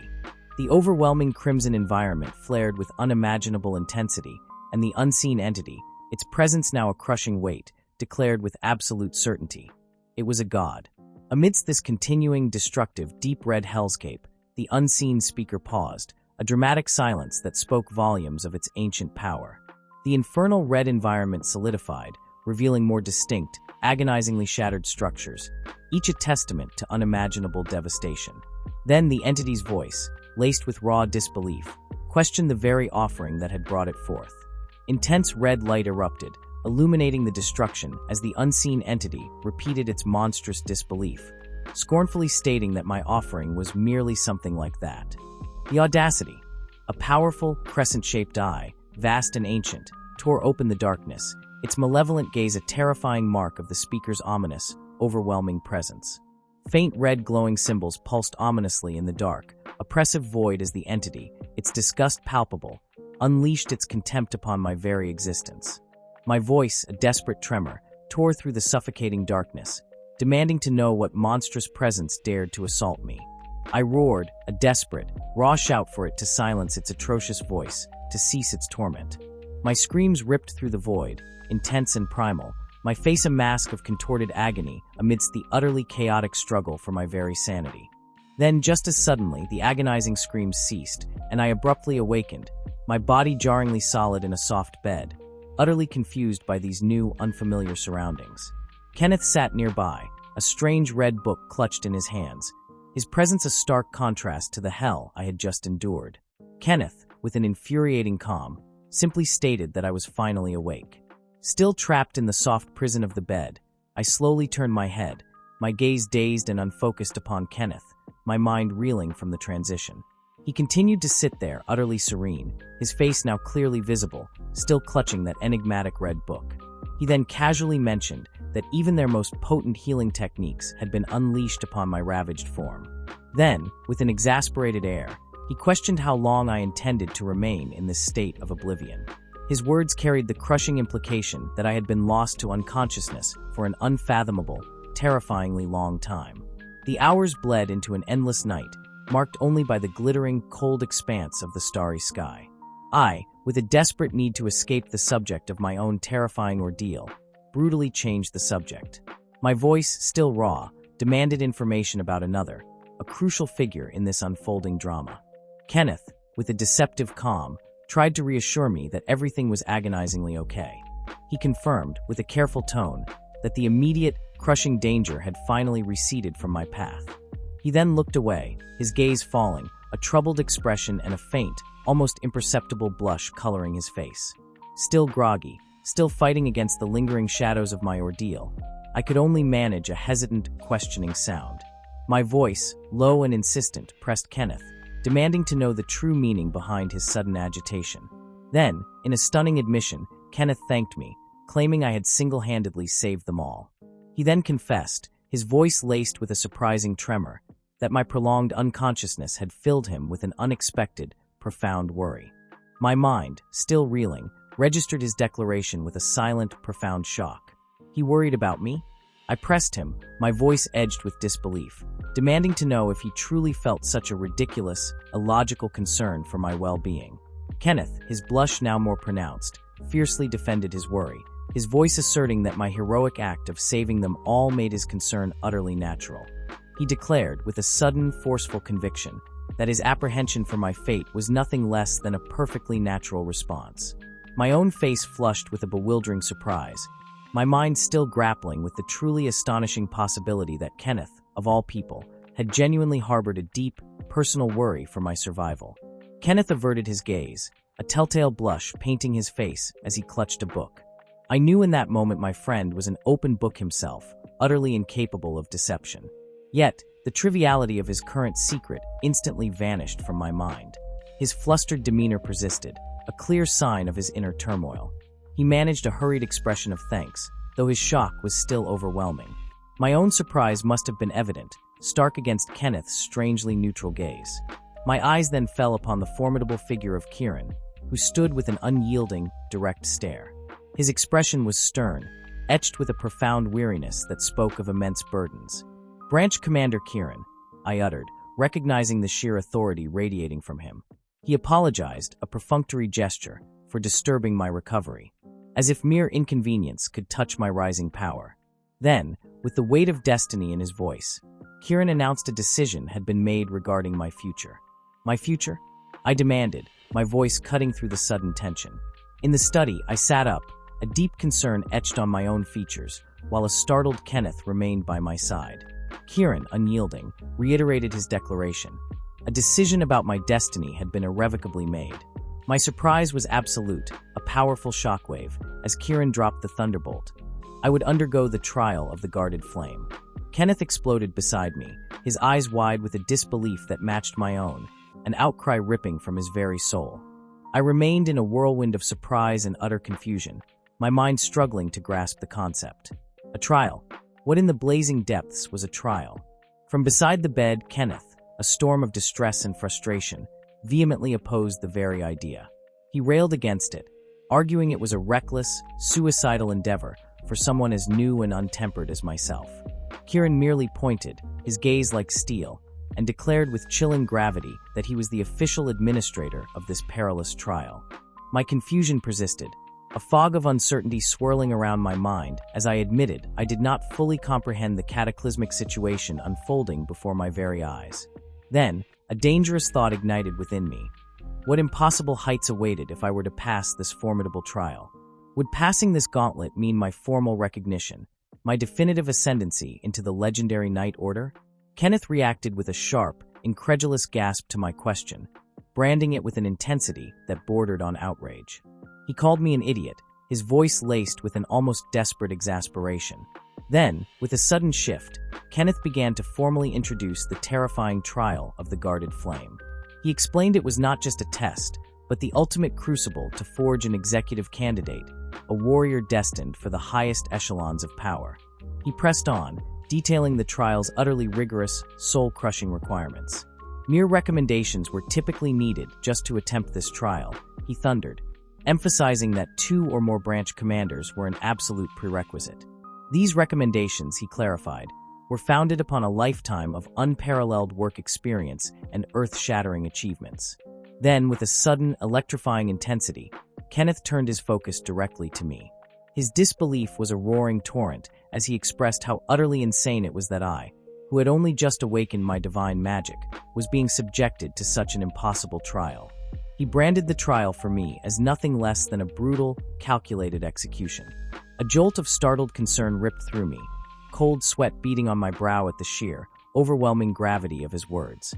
Kieran's voice then cut through the tension, a stern, unwavering warning not to ever take this monstrous exam lightly. He explained, with a chilling calm, that only a vanishingly small number ever passed. 1/3 of those who failed, he stated, were driven to madness by the sheer, overwhelming difficulty before delivering the final, crushing blow. Or else. He trailed off, the unspoken threat of my imminent death hanging heavy in the air. He then laid out the ultimate ultimatum. If I did not wish to face oblivion, I must challenge this trial as if I were already prepared for my own glorious demise. Kenneth, his face etched with concern, turned his head to call out to me, his gaze finding my seemingly dejected form in the background. I mused inwardly, a whirlwind of thoughts, about this impossible situation, admitting that its true, terrifying depths still eluded my full comprehension. But then, a steel resolve ignited within my very core. I would take this critical, earth-shattering step, knowing with absolute certainty that it was my only remaining option, my single path to ultimate power. I decided then and there to risk my entire, burgeoning life. I resolved to pour every ounce of my burgeoning strength, every fiber of my being, into this monumental challenge. 5 days later, a mere blink of an eye, the day of reckoning arrived. Kieran and I stood, 2 titans of fate, poised and ready outside the gaping maw of the cave. Kieran began to unveil the devastating secrets of the trial to me. He declared it consisted of 2 main, grueling parts, his 2 raised fingers emphasizing the duality of my coming torment and triumph. Kieran, with an almost casual flick of his wrist, explained the initial phase. I would simply survive within this echoing cavern for 3 agonizing days.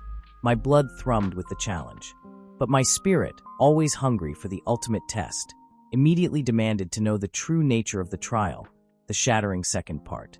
His next gesture was a revelation, a sudden, shocking declaration of the second phase that left my mind reeling, utterly blindsided and bewildered by its overwhelming implications.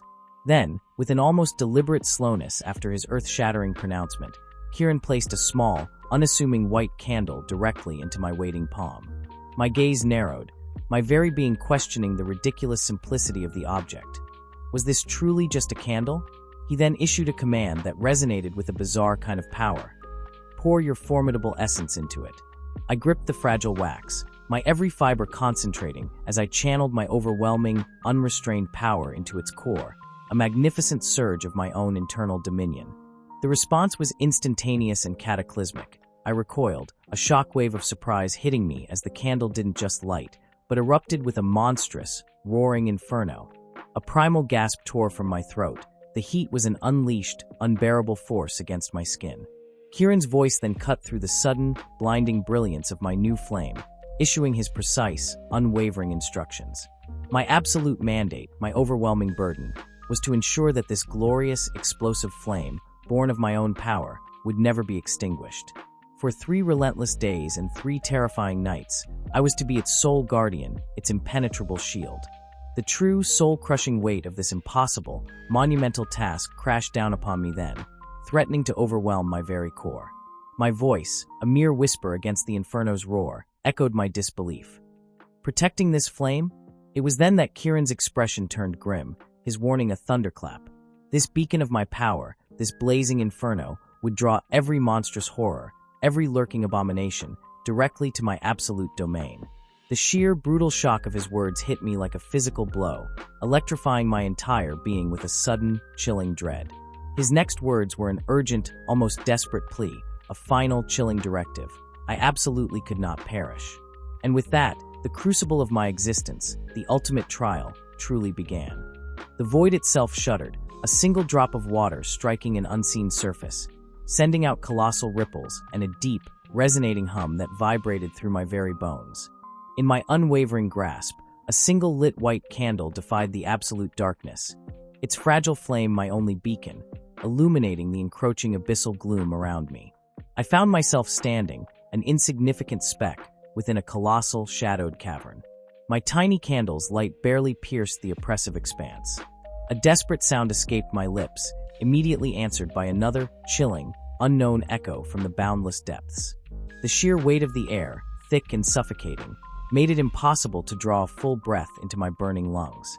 The very atmosphere pulsed with an overwhelming, tangible magic essence, so dense it choked me, a raw, untamed power that settled heavily in my very bones. This desolate cave was a nexus of pure, raw magic, an insane concentration that dwarfed even the notoriously potent North. Such an overwhelming saturation of essence could only mean one thing. An impossible, countless horde of monstrous abominations awaited me. That insufferable blue-hair man had already laid down my brutal decree. 2 impossible tasks. My destiny was sealed. The first, a ludicrous challenge. Survive for 3 agonizing days and nights within this monstrous maw, this cavern infested with rampant, ravenous beasts. I began my perilous advance, my single candle a minuscule defense against the monumental shadows. Even then, I sensed a gargantuan, formless mass stirring in the crushing darkness ahead. My gaze, unyielding, narrowed into slits of absolute resolve. These daunting trials would not break me. But the second task, that was the true impossible burden. My every fiber had to ensure this pathetic candle's flame, my sole fragile hope, would never, ever be extinguished. A colossal purple centipede, a nightmare of chitin and venom, seemed to ponder its next devastating move against me, its presence a throbbing pressure in the darkness. If this wretched candle burned itself into oblivion, if its wick gave out, my entire existence would be deemed a catastrophic failure. With a primal roar of pure defiance, I lunged forward, unleashing a devastating, explosive attack into the encroaching terror. My brutal assault landed with an earth-shattering impact, a wave of raw power erupting from my very core. I drove my attack home with furious might, watching my monstrous foe recoil, its grotesque form shuddering from the sheer force of my strike. Determination etched into my face. I was utterly spent, a bead of sweat tracing a path down my temple, a testament to the colossal effort I had poured into that single desperate blow. My grip tightened around the candle, its flame flaring with an impossible, almost violent intensity. This cursed flame, this fragile light, was devouring my very essence, burning with my overwhelming power as its catastrophic fuel. I had to reel it in, focus my absolute will to constrict my overflowing power, like desperately narrowing a raging river into a trickling stream. My face contorted in a mask of strained concentration, every fiber of my being dedicated to this impossible mental battle. I struggled, fiercely striving to calm the raging storm within my core, to stabilize my wildly fluctuating abilities. A ragged sigh of pure, unadulterated relief tore from my chest. I had done it. I had wrestled my chaotic power back into a semblance of control. My powers now reined in. I stood once more, cautiously surveying the eerie, blue-tinged cavern, my candle a stark contrast in its chilling luminescence. A weary sigh escaped my lips as my gaze swept across the oppressive, deadly landscape, dread twisting in my gut. Then came the chilling realization. A bell, a brutal harbinger of doom, was set to reverberate through this entire nightmare realm in 3 agonizing days. A shockwave of pure dread hit me, my face contorting in a mixture of disbelief and utter horror. The brutal instructions materialized, stark and unforgiving. I must continue to shield this agonizing flame, protect it with my very life, until that final, decisive bell tolled. The cave, once merely dim, now unveiled its true, grotesque horrors. Spiky purple abominations, writhing masses of worms, and leathery bat-winged terrors swarmed the edges of my vision, a tide of pure nightmare. One spiky purple monstrosity lurched forward, its hideous yellow eyes glowing with malevolent hunger, its drooling maw a gaping portal to oblivion. I grimaced, a fierce, primal snarl tearing at my lips as raw, untamed energy shimmered and pulsed around my form.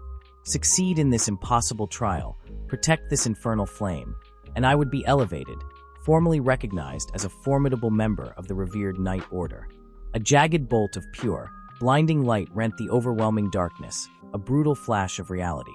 But if I failed, if I could not shield that flickering spark, countless grotesque, multi-legged horrors, bathed in a sickly purple glow, already swarmed the landscape of my doom. Failure was not an option. Failure meant an agonizing, definitive death at the hands of these relentless demons. Monsters, a chaotic, swirling vortex of death, lurked in every shadow. I screamed the truth to the unfeeling abyss. This task was utterly, ridiculously, monumentally impossible. I was caught midair, enveloped by an unrelenting, powerful force. A grimace of pure agony contorted my face, my muscles screaming with every fiber of my being. My mind raced, calculating the odds with ferocious precision. If I chose caution, if I simply lingered for 3 measly days, I would be utterly cornered, my fate sealed by these pathetic creatures. That was an unacceptable future. I thought decisively, my spirit igniting, ready to unleash absolute destruction. My eye narrowed, locking onto my impending doom with an intense focus as I activated a formidable, earth-shattering power.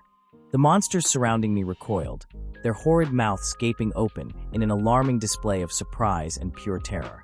Their shock was my signal. I decided then and there to make the insignificant candle flame I wielded ridiculously huge, an inferno of unparalleled scale. The monstrous flame surged, burning with an almost sentient hunger, attracting even more grotesque creatures to my absolute domain. This was my intent, my grand design. I would draw every last one of them, every single foul beast, directly into my ultimate snare. My face twisted into an aggressive snarl, a savage declaration of war, as I roared my intention to finish every single foe simultaneously. Now, engulfed in my own blazing aura, surrounded by a swirling vortex of aggressive, lunging monstrous creatures, I screamed. It was not a scream of fear, but a primal, unyielding release, an explosive manifestation of my raw, untamed abilities. My unleashed power manifested as the gigantic monsters around me were instantly obliterated, their forms scattered into countless fragments. A colossal explosion ripped through the very fabric of the landscape, consuming everything in its destructive path. I, the architect of this cataclysm, stood utterly caught in its epicenter. The massive detonation now revealed an intensely bright core, radiating an immense, horrifying power that threatened to shatter reality itself. Explosive energy fragmented outwards rapidly, leaving searing streaks and razor-sharp shards as it expanded with devastating force. The sharp energy shards continued their chaotic dance, exploding and scattering in every direction, an apocalyptic ballet of my making. I, the Purple Torch Man, now traversed a volcanic landscape forged from my own destructive will. My candlelit path carved through jagged rocks and rivers of molten lava, a testament to my raw endurance. I gritted my teeth, every muscle strained, my determination a visible force. What did my opponents think of this overwhelming display? Somewhere above, Kieran stood next to Kenneth, observing my glorious rampage. Kenneth looked utterly concerned as they witnessed my uncompromising strategy. He wondered if my audacious plan to defeat all the monsters first would somehow defy the true purpose of this trial. But I stood unyielding, dominant, in the heart of that fiery cavern. Kieran's eyes widened, his expression thoughtful as he continued to observe the unfolding events. He then expressed his profound amazement that my current absolutely insane strategy might actually succeed. Kieran's intensely focused gaze revealed his deep thought, his mind grappling with the impossible. He suddenly reconsidered his prior assumptions. He stomped, splashing water upwards from a shallow pool, a clear sign of his internal turmoil. He realized something was fundamentally wrong, something he could not comprehend. Kieran was profoundly shocked that such overwhelming power, my overwhelming power, was truly here. He simply thought it could not be true. Gavin, too, gazed forward, his expression stern, observing the sheer magnitude of my relentless, world-shaking dominance. While Kieran's gaze alone sliced through the oppressive air, a grim realization dawning in his formidable eyes, I clutched the pitiful, flickering candle, my breath ragged, each inhale a desperate battle against the suffocating void. My struggle was real. I, who had crushed legions of abominations beneath my heel, now faced the ignominious task of preserving this pathetic spark, a lifeline that needed to endure for 3 more impossibly long days. My will was absolute, even in this diminished state. My unwavering gaze locked onto the struggling flame, its minuscule, defiant dance a stark reminder of my precarious existence, its energy visibly waning. Then, from the absolute blackness, my eyes snagged on a pinprick of crimson, a faint, undeniable laser beam tearing through the gloom. It was an omen, a precursor to the cataclysm about to unleash itself. Alarm ripped through me, a primal jolt as the very air around my domain began to crackle, vibrating with an intensifying, malevolent energy that threatened to overwhelm my senses. I reeled, my mind momentarily fractured by sheer shock, as an earth-shattering blast erupted directly behind my position, its raw power threatening to disintegrate me on the spot.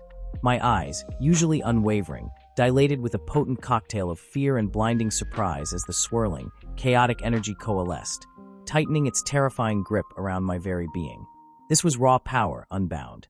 But I am Leica. I braced, my stance shifting, every atom of my being snapping into combat readiness.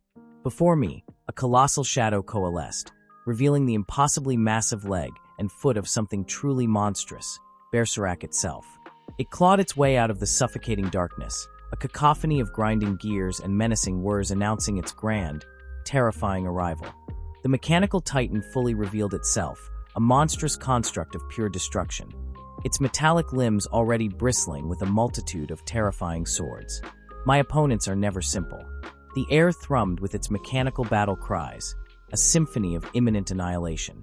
I craned my neck, my initial confusion a fleeting moment as I stared up at the fully manifested Berserk, its many blades a deadly, overwhelming arsenal. Kieran's gaze plunged downward, a chilling, absolute realization settling upon him, confirming the utter, undeniable truth of our horrifying discovery. There was no escaping this. He uttered the name, a whisper of dread. Berserk, developed by the Night Order. A betrayal of monumental proportions. And then, without warning, the monstrous construct unleashed pure devastation. A scorching laser beam lashing out directly at my position. I reacted, a blur of impossible speed, my body twisting just enough to barely evade its incinerating path, my surprise a raw, visceral shock. He was shouting, his voice a violent tremor through the comm device, demanding if Gavin, that absolute madman, had unleashed some experimental monster weapon for a test run. He wanted to know what Gavin was possibly thinking, his outrage palpable even from afar. But Gavin, that titan of ice, merely received the enraged call, his expression a mask of infuriating calm, eyes closed in absolute disdain. He told him not to be ridiculous, as if a rampaging prototype was just a minor inconvenience. This forest, he declared, was simply convenient for his little test. And oh, the cave my angry friend was holed up in? Just nearby. A mere detail in his grand, destructive scheme. My friend's frustration, a tangible, burning aura, was absolutely overflowing. Gavin's casual explanation was a complete insult, utterly unbelievable in its audacity. Gavin's voice then projected, cutting through the static, outlining the monstrous, unseen conditions of my trial. He warned him not to dare rush in and help me. This test, he declared with chilling precision, demanded my endurance through every impossible difficulty, every crushing unfairness. And me? Oh, I was struggling, my very core screaming in defiance. But the words were mine, a burning declaration. If I could not handle this, then I would utterly fail, because they had no need for someone like me. My friend's internal frustration was a palpable, volcanic eruption, his teeth grinding in sheer disbelief. But as the device beeped its chilling confirmation, he understood. He had to stand back. And that monster, Gavin? As soon as he had confirmation, a subtle, absolutely chilling smirk touched his lips, a knowing twist that promised nothing but chaos. Suddenly, a knock tore through that detached silence. Gavin, with his usual unnerving neutrality, looked up.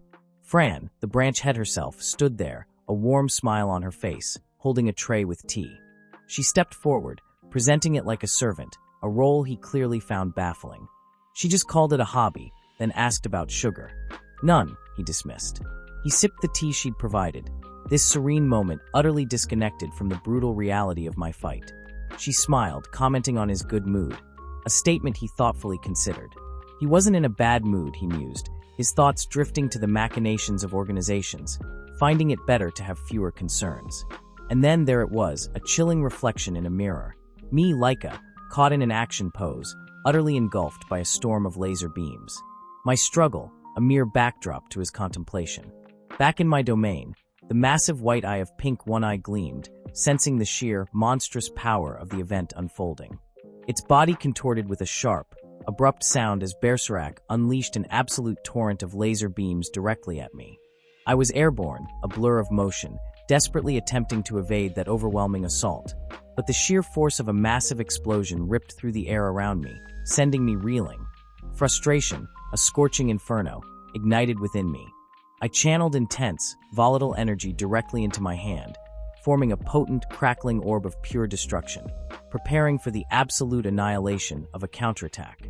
Then, with an aggressive roar of defiance, I launched that powerful energy blast forward from the glowing object in my hand, utterly facing my challenge head-on with an unyielding will. My absolutely devastating attack erupted with immense, world-shattering force, instantly engulfing the entire area in a cataclysmic maelstrom. The powerful explosion continued its relentless, furious engulfment, and Berserk took a direct, earth-shattering hit. My hand still faintly glowed, the residual power tingling, as I dared to wonder about the outcome, about the absolute dominion I had just exerted. But then it hit me. I looked, and my entire being was filled with an overwhelming shock and utter confusion. My face contorted, twisting into an expression of extreme distress and primal fear, a searing cut already marring my cheek. I tried to speak, to utter a single coherent word, but only a choked, ragged sound escaped my throat. My attack had just detonated, a cataclysmic explosion, but Berserk, that metallic menace, just stood there, completely unyielding amidst the billowing smoke. Its four predatory swords were still poised, untouched, mockingly pristine. A cold, robotic hum emanated from its unyielding form. I stared in disbelief, my mind screaming, why was it standing there, perfectly triumphant, after everything I had just thrown at it? My face, I knew, was a mask of absolute frustration, a grim testament to the despair clawing at my very soul. Every ounce of my power, every desperate effort, was failing. Why was nothing working against this impenetrable titan? Then the ultimate betrayal. My candle, my very source of power, flickered, a weak, dying gasp. My overwhelming energy was draining away. It pulsed again, a frantic, desperate stutter, each flicker a chilling echo of my diminishing strength. "Be careful," I snarled, a silent plea to the dying flame, to my own evaporating might. Suddenly, The air itself shrieked as brutal, razor-sharp laser beams tore through the space, streaking towards me with aggressive, murderous intent. I braced, my fierce defense flaring, and endured the thunderous impact, a guttural exclamation of sheer effort ripping from my throat. My focus sharpened, narrowing to a pinprick, every nerve screaming for a solution. I became a phantom, a blur of motion, swiftly moving, weaving through the destructive onslaught, evading the crushing, relentless attacks. My mind screamed, I cannot waste another flicker of my precious candle, not a single drop more of my essence. My teeth were gritted so hard I thought they would shatter. My face contorted in a strained grimace that betrayed both my intense effort and the searing pain coursing through me. Even unleashing my devastating fire, my ultimate weapon, was now an incredibly draining, soul-crushing endeavor. Yes, even my glorious flame attacks, once limitless, were now bleeding me dry. I twisted spun, a dance of pure survival, dodging multiple searing laser beams as they slammed into the ground around me. Each impact a tremor of impending doom. Desperation clawed at me. What could I possibly do? A sickening thought echoed in my mind. My efforts might not even work. Then, with a sudden, horrifying lurch, I plummeted. The very ground beneath me gave way, and I descended into the abyssal depths below. My eyes, wide with intense focus, stared upwards, trying to comprehend the impossible. As I fell, a chilling sight, Berserk, that monstrous machine, stood menacingly on a high ledge, observing my forced descent, a sharp, triumphant sound emanating from its core. It was watching its prey fall. My mind raced, frantically searching, intensely analyzing, for even the slightest hint of a weakness in this metallic leviathan. A holographic interface flared around me, depicting my combat stance, ready for the next brutal exchange. My teeth gritted again, this time with a new, burning, intense determination. I would find a way. I found myself standing alone, a single defiant figure in a vast, desolate, unforgiving landscape. I looked up, my eyes scanning the oppressive sky, wondering what fresh hell was now unfolding. A strange, unsettling calm settled. Why was it not attacking me? The silence was more terrifying than any barrage. Suddenly, a new presence. The scarred white man, his face a chilling tableau, took a deliberate, menacing step forward, invading my fiery landscape. I flinched, my senses screaming, as a searing laser beam violently slammed into the scorched ground directly before me, a terrifying declaration of war. I was in absolute shock, momentarily frozen by the sheer destructive power. The ground itself erupted violently from the impact, a geyser of pulverized earth, sending razor-sharp shards and choking dust flying into the poisoned air.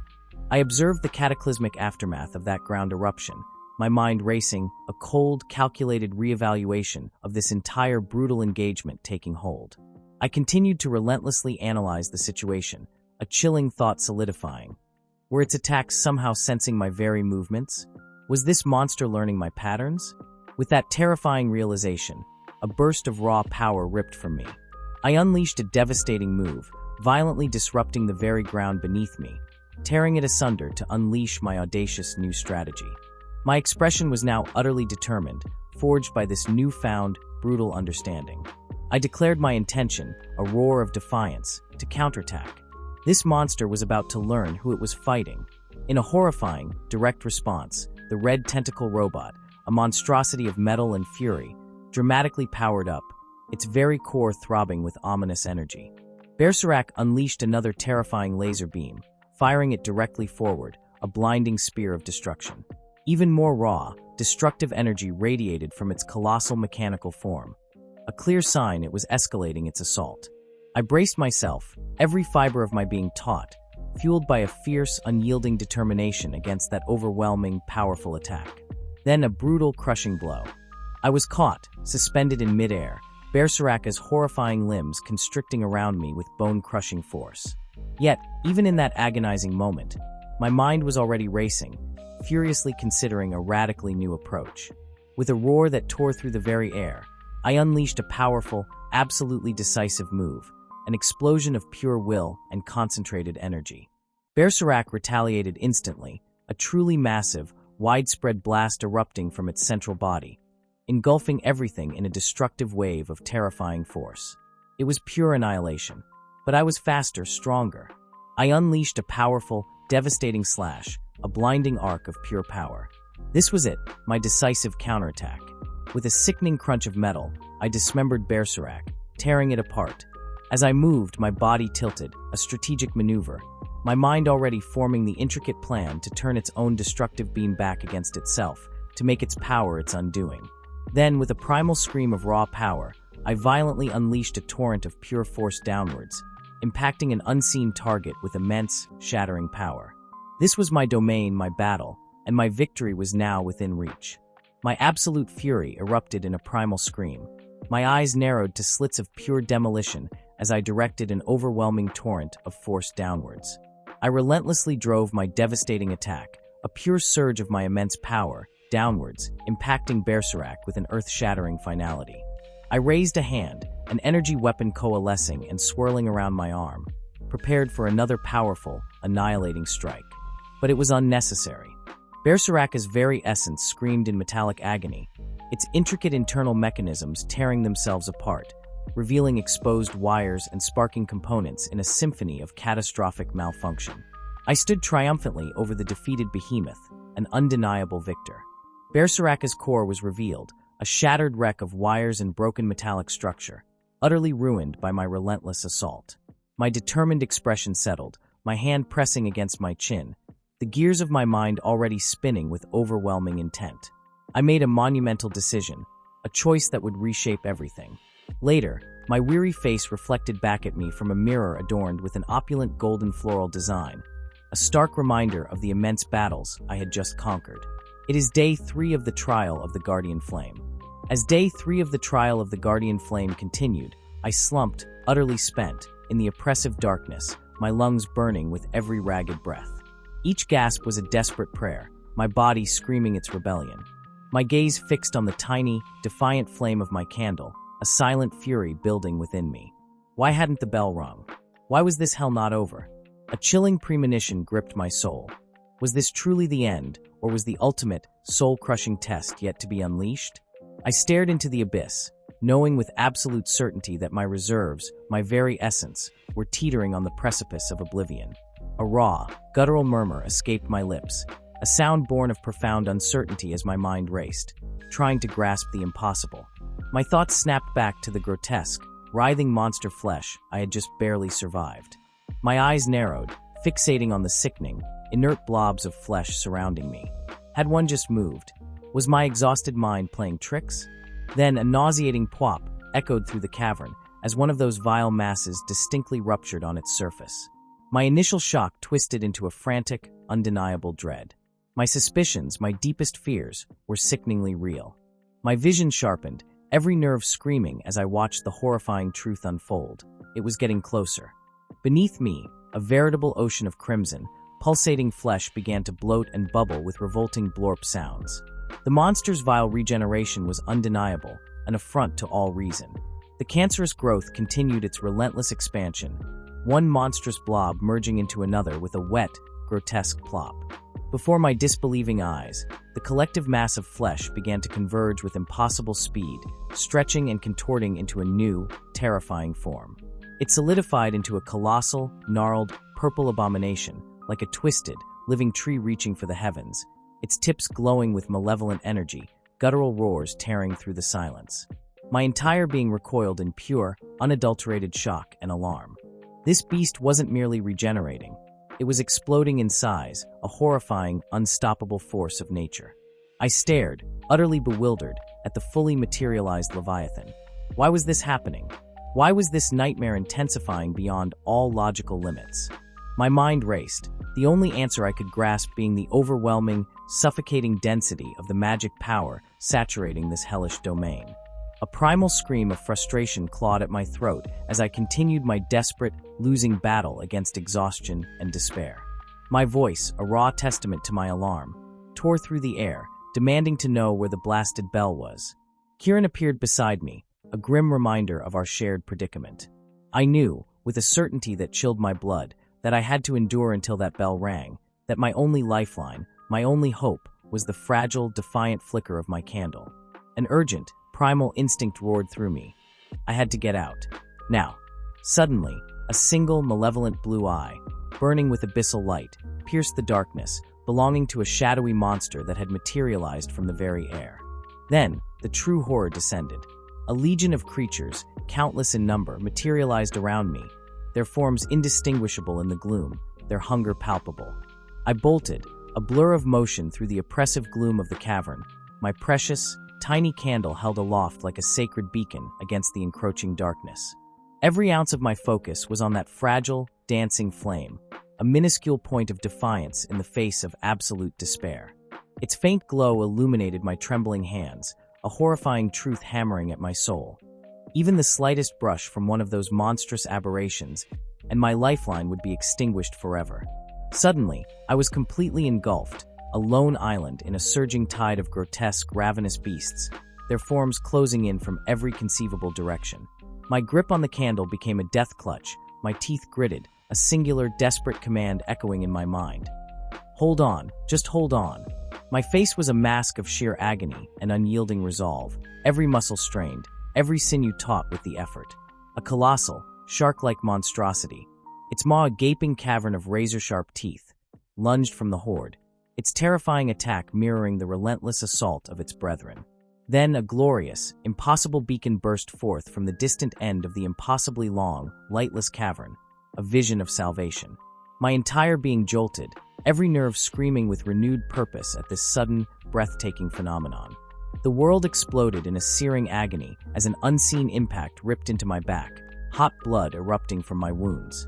Yet, through the blinding pain and shock, my eyes shot upwards, my defiant grip on the candle unwavering, as I understood the impossible truth.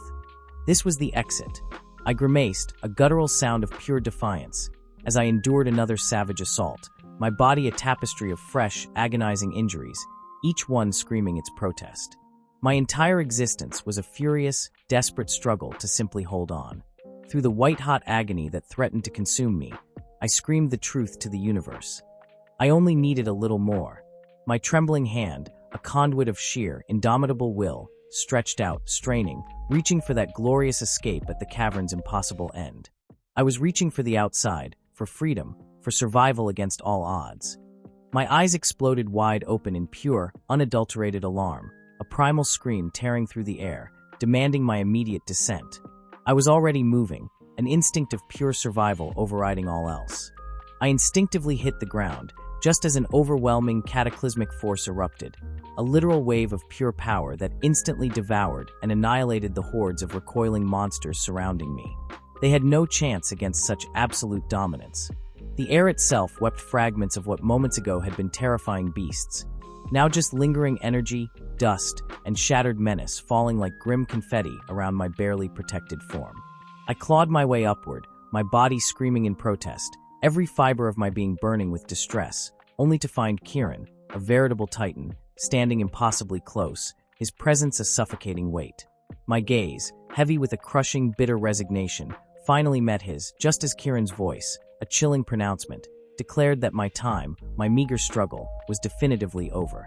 He stood, a victor etched in stone, towering triumphantly over my broken form, an undeniable testament to his crushing superiority.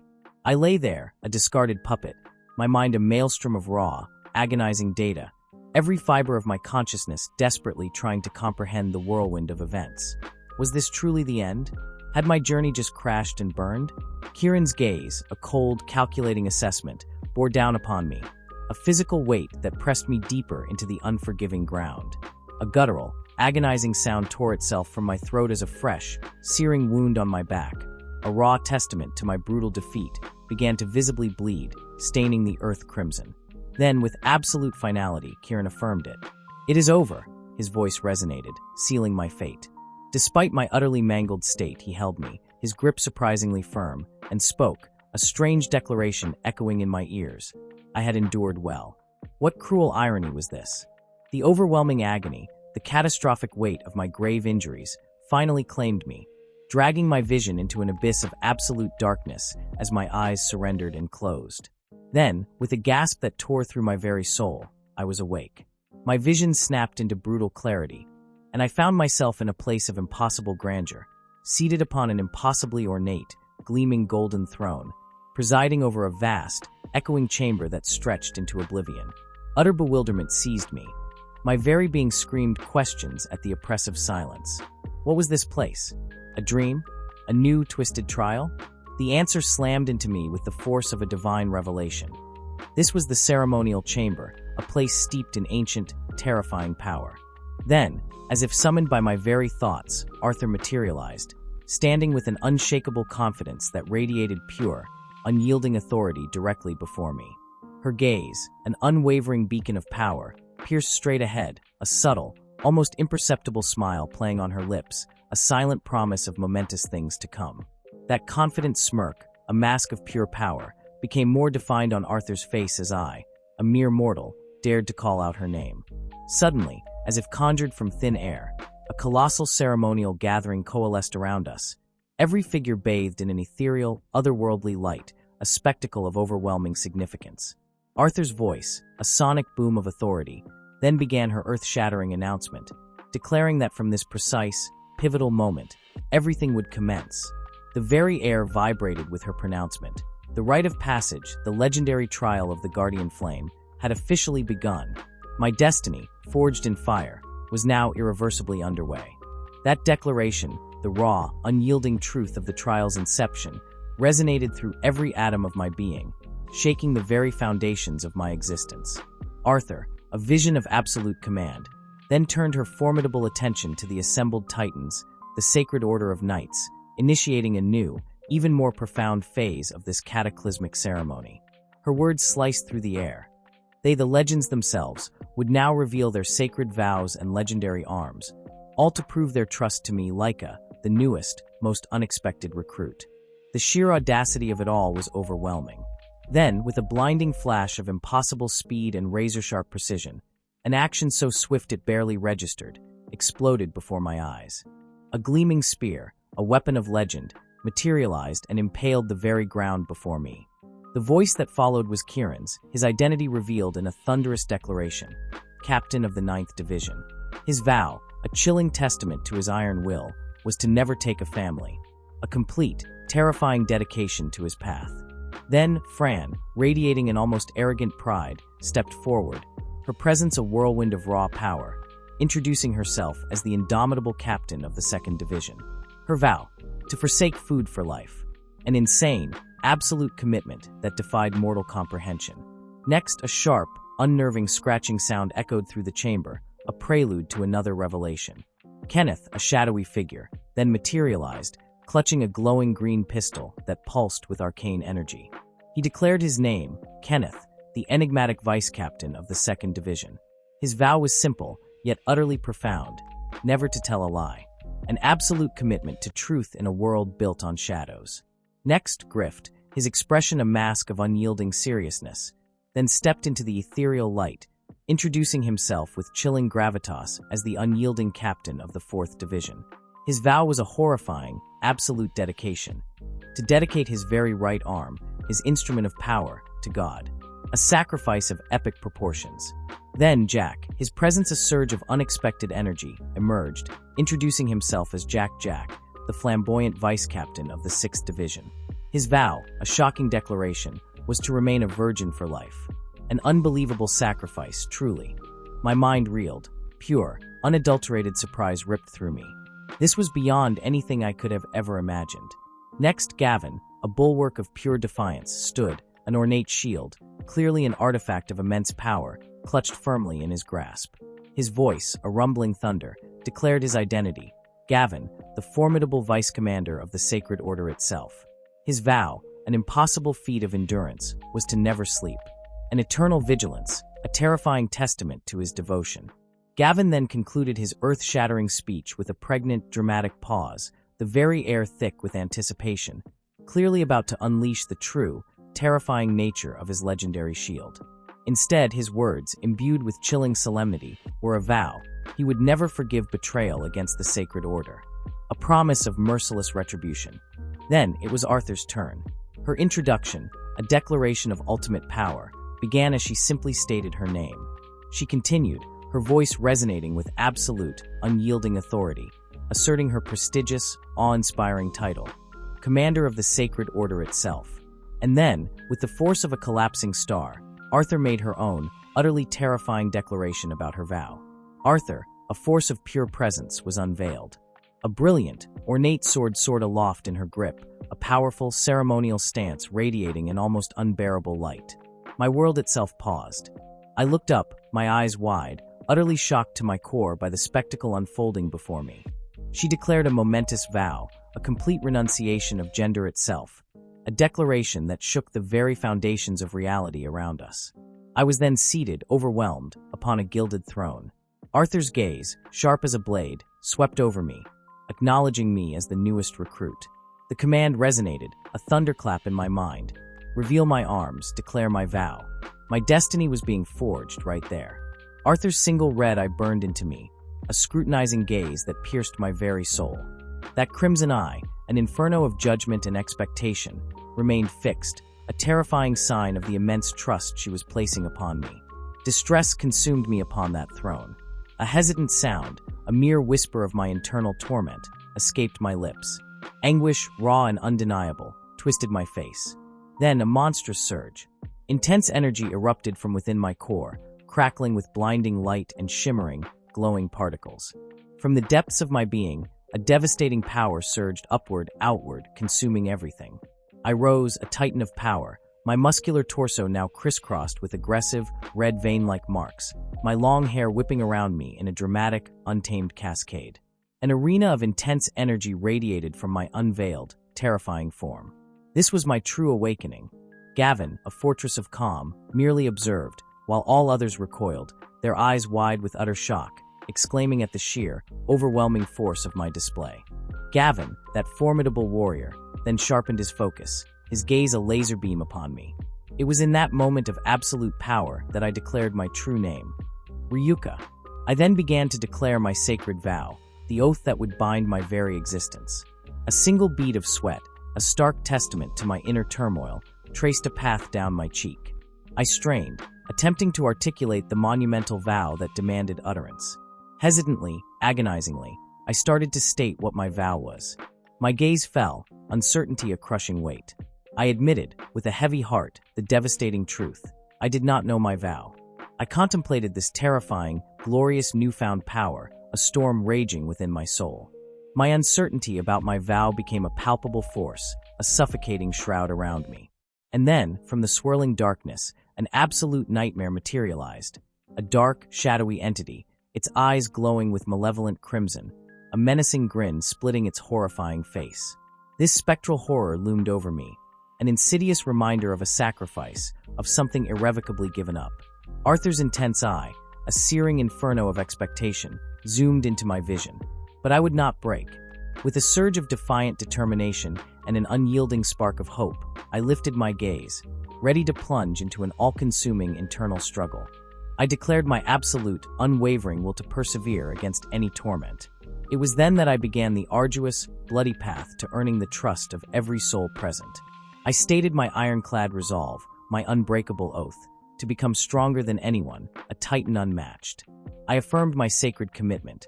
I could not, allow anyone else to suffer injury again. This was my ultimate mission.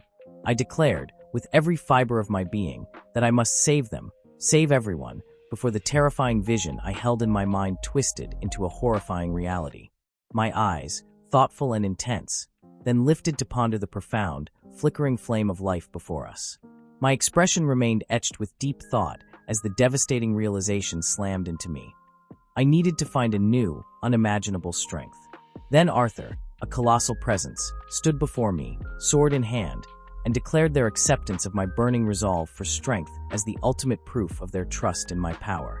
The vertical scar man, a warrior of immense presence, visibly recoiled, a sound of utter surprise ripped from his throat. Arthur, a smirk playing on her lips, continued her monumental statement. My eyes snapped wide, utterly shocked as Arthur, with a voice that echoed through my very bones, welcomed me into the sacred order of knights. I looked up, my eyes wide with an unshakable determination, ready to conquer any challenge. Kenneth and another unknown warrior then slammed their fists into their chests, a powerful gesture of ultimate allegiance. Even Kieran and Fran, normally stoic, observed this monumental event with an undeniable intensity. The air itself vibrated with an intense sound, triggering a dynamic, catastrophic swirling of energy and earth-shattering impact around me. I stood a colossus, utterly consumed and surrounded by that raw, untamed energy. Later, Arthur, a figure of undeniable authority, strode through a shadowed hallway. She paused as Gavin, a pillar of stern judgment, unleashed his scathing assessment upon someone who could not even utter their fundamental vow. Gavin, a storm of doubt, questioned the very suitability of such a candidate to even dare join our sacred order. And then, with an authoritative voice that cut through the tension, Arthur called for Gavin. Arthur, fierce and unyielding, unleashed her counterargument, an immediate reminder to Gavin that he had engineered the very conditions I had conquered. She hammered the point, declaring my triumph in the trial absolute proof of my worth, undeniable entry into their ranks. My overwhelming success, she asserted, was all the trust anyone could ever demand. Yet, a deep concern etched itself onto her face as she spoke of the peril, of the sheer risk of an unrevealed vow. Gavin, however, remained fixated on my untamed nature, his gaze piercing. My raw, magnificent irregularity, he growled, was the core of the problem. He dared to question the unthinkable. What if my terrifying, unique power endangered the very sacred order, or even ludicrously, threatened to consume me? Arthur, with a dismissive wave, simply told him his anxieties were utterly unfounded, barely worth her breath. Gavin, that ancient stubborn pillar, could only observe, his eyes drilling into my very soul. But Arthur's gaze, luminous and knowing, was fixed not on him, but on my flame. That roaring, infernal power that courses through my very being. She then delivered the absolute truth, a shockwave that silenced all doubt. My flame, my essence, surges with impossible might the closer I danced to death's terrifying embrace. It would become, she proclaimed, our ultimate strength, a weapon forged from the abyss itself. Gavin's eyes, those ancient, cynical windows, exploded wide, finally betraying the profound shock that rippled through him. And then, the world softened. My deep, resonant laughter, a roaring declaration of triumph, echoed with Fran's pure joy. Kieran and Kenneth added their own unburdened mirth, as we stood, bathed in an impossibly bright, warm light, a beacon of our shared, undeniable victory. It was a pure, overwhelming moment of victorious happiness, earned in blood and fire.